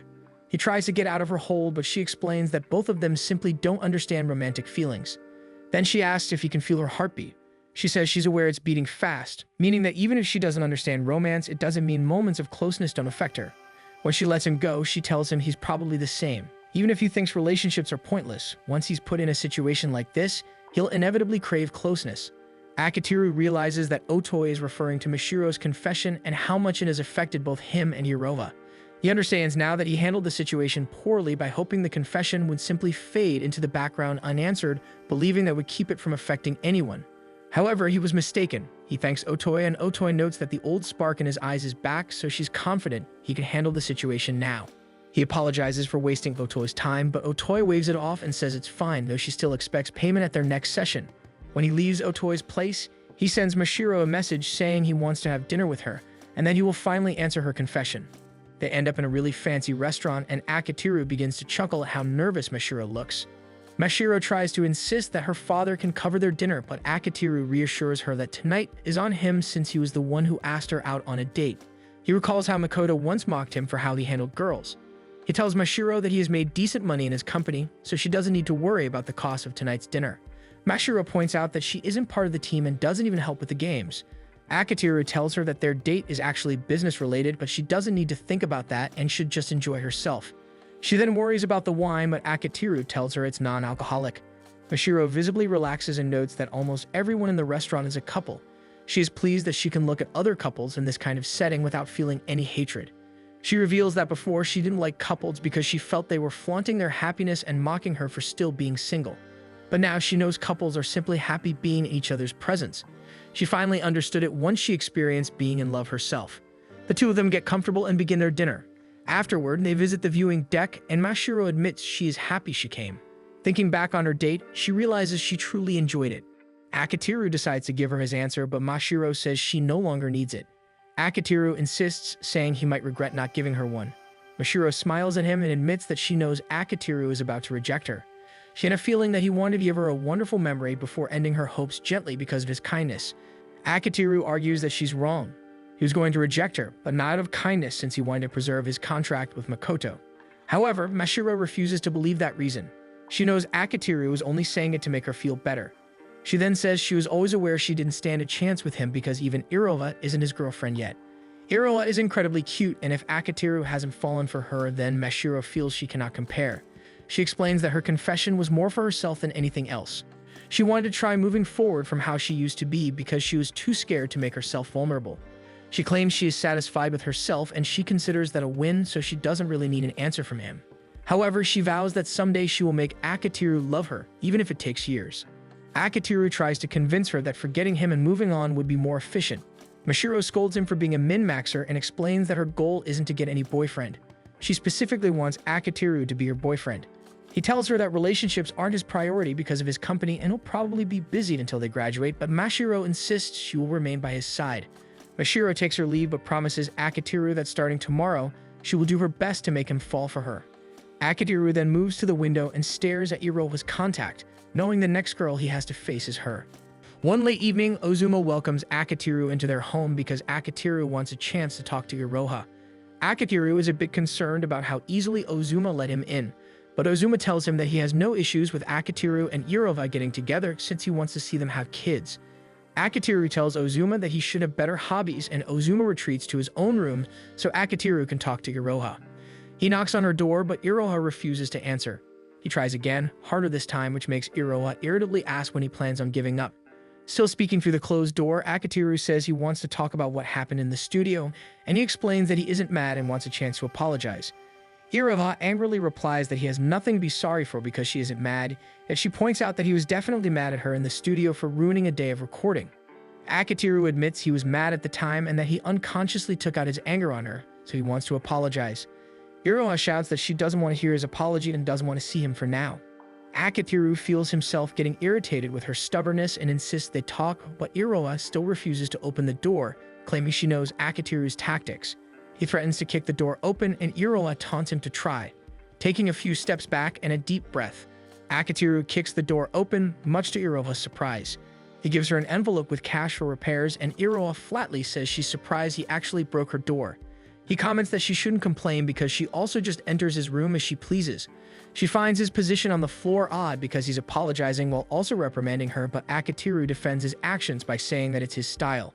She accepts the money as Akitiru informs her that he just met with Mashiro and turned her down. Iroha sits on her bed and asks for the reason, and Akitiru tells her that it was always his intention to reject her. He had never looked at Mashiro romantically because he had never considered dating, given how busy he was with the Fifth Floor Alliance. However, he became so obsessed with how to turn Mashiro down that he stopped paying attention to Iroha. He apologizes for taking her for granted during that period and promises to continue being her best producer and to focus on helping everyone in their company reach their full potential. Iroha lets out a relieved laugh and playfully tells him that he's only half right. She then explains that she appreciates Akitiru dedicating more time to them, but admits that she can't be as callous as he is. She suddenly gets nervous and admits that she's also just a high school girl, and she admits she was jealous of Mashiro because she was someone he got close to outside of their group. Iroha tells him that the only one he really considers a friend is Ozuma, and that he doesn't take anyone seriously unless it's related to work. Iroha reminds him of his promise to make the Fifth Floor Alliance a success in the quickest and most efficient way possible. Akitiru mulls over his own words and realizes that he may have unknowingly hurt his members with his callousness about his relationship with them. However, he knows that if he allowed friendships or anything deeper to form, he might end up hurting them even more, and his mind drifts to how much he hurt Mashiro. Iroha explains that she had been watching him and felt weird since he allowed himself to get close to Mashiro, and he also took her confession seriously, even if he turned her down. Akitiru tries to explain that getting close to Mashiro was a necessity due to his deal with Makoto. Iroha narrows her eyes and tells him that there was something more, but Akitiru feels like he's been caught, only for Iroha to immediately apologize, saying she understands that his actions ultimately benefit all of them. She then exclaims that she can't help feeling jealous of Mashiro since they talk about other things outside of work. She couldn't help acting out so he would pay more attention to her and finally treat her seriously, and she then bows to him and apologizes for acting like a spoiled brat. Akitiru sighs and admits he's surprised to learn that Iroha had been jealous, and he thinks for a second before cautiously asking if she's jealous in a romantic sense. Iroha suddenly straightens, but after a moment begins laughing and falls back down on her bed. She sits up again and reveals that she had been recording and got a good sound bite from him, and she replays the recording and teases him for being in love with her. When he tries to deny it, she replays the recording again, embarrassing him until he finally screams at her to stop. Defeated on his knees, Iroha tells him that jealousy doesn't always have to be romantic. She explains that friends can get jealous, and she then teases him since he doesn't have many friends and wouldn't know the feeling. Irritated at her, he demands that she erase it, but she refuses. He tries to threaten her, but she simply plays the recording back, making him relive his embarrassment. He demands again that she delete it, but she says she thinks it will take at least a month before she gets bored with it. Seeing his expression, she decides to forgive him and feels proud of herself for getting the result she wanted from acting like a brat during their recording session, and Akitiru suddenly feels tired from dealing with her. Iroha promises that she's back and can work for him again, but she's aware Akitiru has other business he wants to talk about. Akitiru admits he actually has a favor he needs from her and the other members of the Fifth Floor Alliance. Akitiru returns to his room, realizing he was an idiot for thinking Iroha had romantic feelings for him. He feels relieved that she didn't confess like Mashiro did, and now he can go back to focusing on his company. He wonders how Iroha managed to think so far ahead and begins to doubt whether her actions were just a cover, but he convinces himself that Iroha is a genius. The next day at school, Akitiru brings Otoi and Ozuma to the drama club, explaining that they need their help to rank in a drama club competition. As they near the room, they can hear the club practicing, and Otoi tells Akitiru that she won't allow the drama club to embarrass her with a lame performance. When Akitiru enters, Midori immediately launches at him with a prop mallet, but Akitiru manages to stop her and inspect the mallet. Midori complains that he should have just allowed the attack to hit, but Akitiru says it's obvious he would try to prevent harm, and Midori shakes in anger, channeling her sister's aura, and begins acting out what Sumire told her, complaining that Sumire usually respects their autonomy, so it's weird that she's suddenly handing the reins to Akitiru. Akitiru then receives a message from Sumire apologizing for unsuccessfully convincing her sister to let him help them. Midori begins accusing Akitiru of making a shady deal with Sumire, and Akitiru gives her a bored look and says he has no merit to gain from them. Midori nervously tells him he might make them all his slaves, but Akitiru tells her that he isn't going to do anything shady. He explains that if the drama club wants to win, they need his help. He tells her that enlisting him was Sumire's idea, and Sumire wouldn't have asked a favor if she was confident the club could win. Midori is still hesitant because they worked so hard to keep the club running, and Akitiru explains it's her and the members' dedication that made him want to help them. He tells Midori that she and the girls definitely have potential. Right now, they may be at the very bottom, but that only means they can go up, and he compliments them for making it this far, even without direction from an advisor, and for practicing during their lunch breaks. However, he explains that they aren't going in the right direction, so all their energy and effort are being wasted. In order to improve, they need to know what they're doing wrong, and if they continue going down the wrong path, they might get negative results. Akitiru warns her that if they continue in the wrong direction, the club will be doomed to disband. He offers his hand, promising to help the club if she accepts. Midori remains hesitant, looking at her club members for reassurance. Akitiru sees the hesitation and says he isn't threatening Sumire and genuinely wants to help. Midori stresses that anyone can claim to be innocent and that she knows men tend to lie. Akitiru says he can prove he doesn't look at Sumire in any special way, and then gestures to Ozuma, who blushes and tells the girls that Akitiru only considers him special. The girls scream in mixed reactions while Sumire also exclaims in excitement. Midori is shocked and wonders what noise Sumire just made, and Sumire tries to cover her bloody nose by saying she saw a random student who happened to be running around naked by the window. Midori tries to confirm, and Ozuma states that he is the only one for Akitiru and introduces himself. She asks again just to be sure, and both Akitiru and Ozuma confirm that they have a special relationship. Akitiru thinks to himself that they aren't outright lying, nothing about their relationship is romantic, but he does consider Ozuma special because Ozuma is his only friend. Regardless, Midori is now under the impression that they are dating, so she has the reassurance she needs that Akitiru will not try anything on Sumire or the rest of the club. After calming down from the news, she decides to at least hear Akitiru out and shakes his hand, which relieves Sumire. Akitiru starts by introducing the members to Ozuma and Otoi, who will also be helping. He then writes on a whiteboard the main problems the club has and explains that their acting skills, screenplay, stage production, and music and sound are their biggest weaknesses. He says to worry about acting later. To improve the others, he flips the whiteboard where he had written possible solutions. He decides he can rework the rejected script that Namako submitted and make it into their stage play, while Ozuma can support Midori in reworking the set and other elements. Music and sound can be supervised by Otoi. They need to keep Sumire's job as their artist a secret, so Akitiru decides that anything art-related done by her will be credited to her alias. The girls are amazed, but Midori voices her concern about needing a new story. She feels it's too late to shift gears to a new script, especially since they would need to write one from scratch. Akitiru pulls out the draft Namako sent him and explains that it isn't a script yet, but he wants to use it as a base and offers for Midori to read it so she can decide. After reading the story, the girls in the room are moved to tears. Akitiru and Ozuma are a bit baffled by the reaction. After Namako rewrote the story, it became a lot better, but they didn't expect such a strong reaction from the drama club. Midori says that the script is perfect, but they have a problem. Two members also stand up and say they don't have the budget or time to rework the bigger props they need. Ozuma chimes in that they can make use of projection mapping, and the girls are amazed by his suggestion and agree to work on smaller props to make everything look more realistic. Akitiru looks over at Otoi and notices that she's already working with the members to improve music and sound, which means the problem now is taking care of the acting. Midori tells him that it isn't something that can be changed so easily. Akitiru says he plans on gathering all the actors to take intensive lessons from an instructor. They move to the next room where they meet Iroha with her face covered by huge shades and a hat to conceal her identity. Midori feels unsure about her, but Akitiru explains that she's a really good actor, but he needs to keep her identity a secret. Iroha says she can prove it with her acting skills, and Midori agrees that it's the only way to convince her and the rest of the club that she's the real deal. Iroha grabs the script and says she'll act out a scene, her eyes gleaming behind the thick shades since she knows they will be shocked at what she can do. Akitiru gives a confident smile, certain that Iroha can deliver a spectacular performance. As Iroha gets into it, the girls from the drama club gradually become impressed as she acts out an entire scene by herself.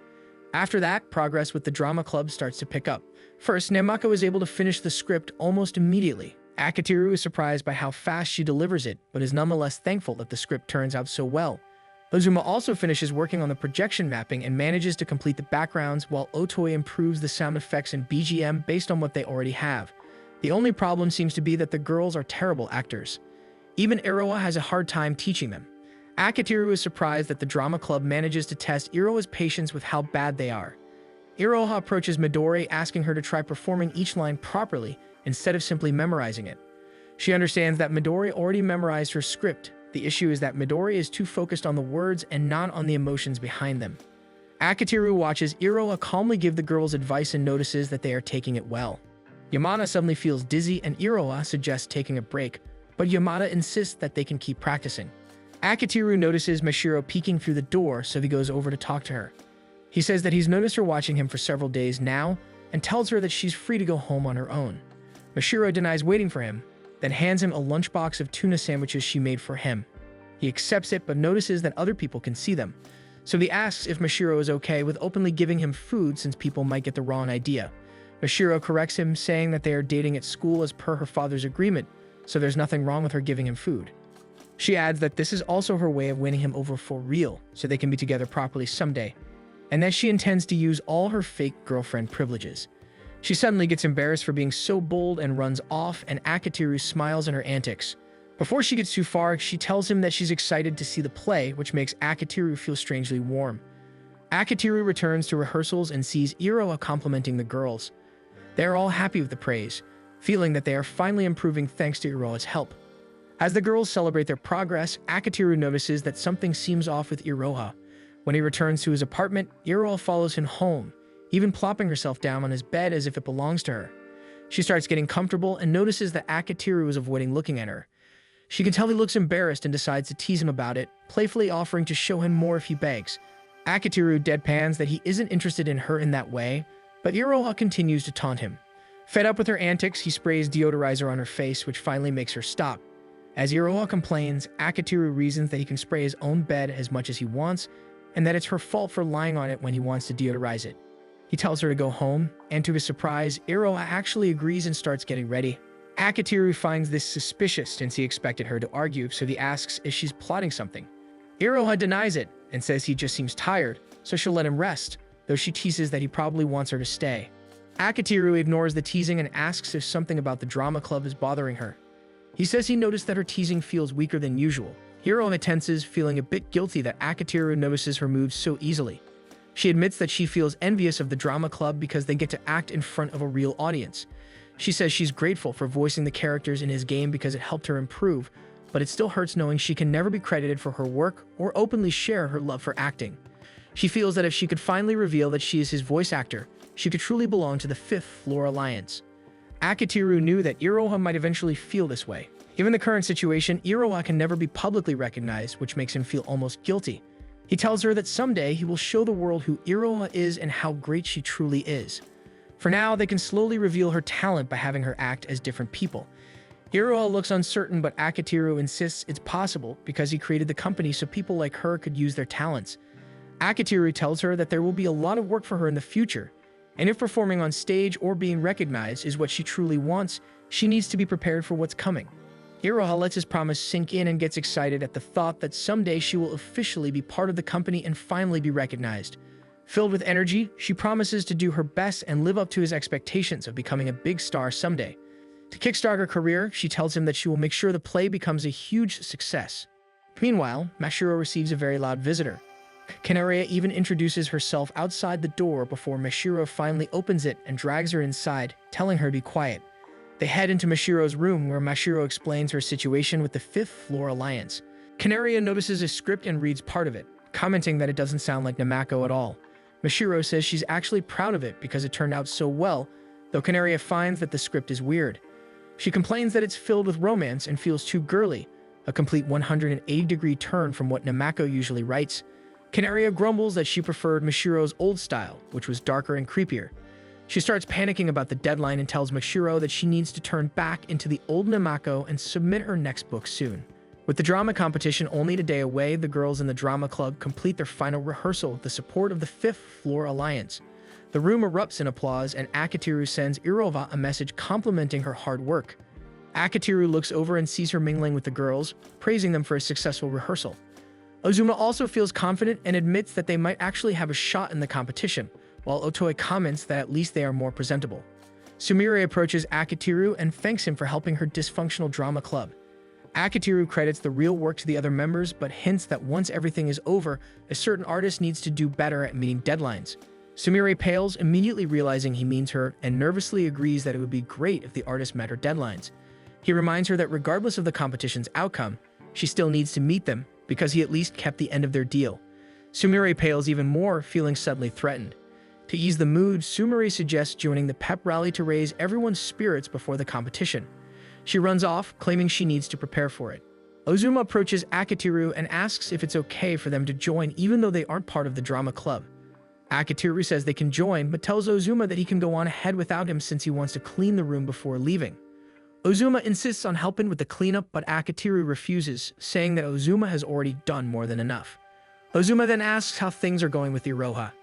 Akitiru replies that they already cleared up the misunderstanding and that Iroha is back to her usual self and visiting his apartment like before. Ozuma says he's relieved and adds that he just wants what's best for his sister. He also mentions that he noticed Mashiro has been aggressive with her displays of affection, and Akitiru explains that it's because they're supposed to appear as a couple at school. Ozuma considers this and expresses slight disappointment that Akitiru isn't stuck in the middle of a love triangle. Akitiru is a bit put off by how much Ozuma seems to be enjoying his suffering, but Ozuma says it's one of the privileges he gets for being his friend. As Akitiru cleans up the stage, Midori approaches him. She decides it's the perfect time to thank him and admits that she feels bad for judging him too quickly. Akitiru stops her, saying that most of the credit belongs to her and the drama club. He tells her that he barely did anything, and that Iroha, Ozuma, and Otoi deserve most of the credit for pitching in. He adds that she should save her thanks for after the competition. Midori agrees and promises to do her best. She then admits that she still feels suspicious about his relationship with Sumire, saying that she finds it impossible for men not to be attracted to her sister. Akitiru decides it's too tiring to argue with her and simply insists that nothing is going on. What he doesn't realize is that Midori had been closely observing his earlier interactions with Sumire, which only fueled her worries. Before running off, she warns him not to do anything unnecessary with Sumire. Akitiru continues cleaning up and notes that both sisters are strange in their own ways. When he heads to the club room to join the pep rally, he notices that the drama club seems distressed. Sumire explains that Yamada had passed out, and Akitiru recalls that she had been looking pale during the last few rehearsals. Midori informs him that Yamada is currently in the infirmary and will be transferred to the hospital soon. Although she'll be receiving proper treatment, Midori and the rest of the club aren't sure if she'll be well enough to perform tomorrow. Akitiru blames himself for not insisting that Yamada take better care of her health, but Midori says that it was her duty as club president to ensure all the members were healthy and taken care of. She admits that she was aware of Yamada's habit of pushing herself, but hadn't addressed it earlier. As gloom settles over the room, Sumire tells them that now isn't the time to assign blame. They decide it would be better to figure out who can fill in for Yamada, but all the members hesitate, since Yamada was supposed to play a main character with several lines. Midori tries to convince anyone to at least give it a try. They work too hard to compete tomorrow, and she insists they can't afford to give up now. Still, none of the members are willing to step forward, and even Sumire begins to lose hope. Akitiru realizes that the only one capable of taking on the role is Iroha, but he can't volunteer her himself, especially since her identity needs to remain a secret. Remembering all of Akitiru's compliments, Iroha decides to step in on her own. Akitiru is surprised and looks at her closely, trying to figure out whether this is truly something she wants to do. Iroha removes her shades and hat, finally revealing herself to the group. Some people immediately recognize her and react in surprise, while Otoi simply smirks. Midori is the most shocked of all, and Iroha explains that she's the perfect stand-in because she has already memorized all the lines. Midori looks at her uncertainly, not wanting to involve Iroha in their problems, but Iroha confidently says that she wants to help and doesn't want the drama club's efforts to go to waste. Midori is pleasantly surprised, having heard that Iroha is usually more reserved, but her bright and confident personality proves infectious and reassuring. Iroha adds that she wants the play to succeed because her own dream is riding on its outcome. Midori is confused by this but agrees to let Iroha take the role. The members of the Fifth Floor Alliance all smile at Iroha's confidence as she promises to deliver Hollywood-level acting. Akitiru makes a silent promise to support her and stay by Iroha's side. Ozuma nudges Akitiru and comments that he had no idea Iroha would keep a secret from him, let alone act. Akitiru apologizes for not telling him sooner, but Ozuma says it's fine and that he understands why they had to keep it a secret because of their mother. He adds that he had already suspected that their voice actor was Iroha all along. When Akitiru confirms it, Ozuma tells him that he's now fully convinced that Akitiru is the only man for Iroha. Thanks for watching. Make sure to subscribe so you don't miss new episodes every week.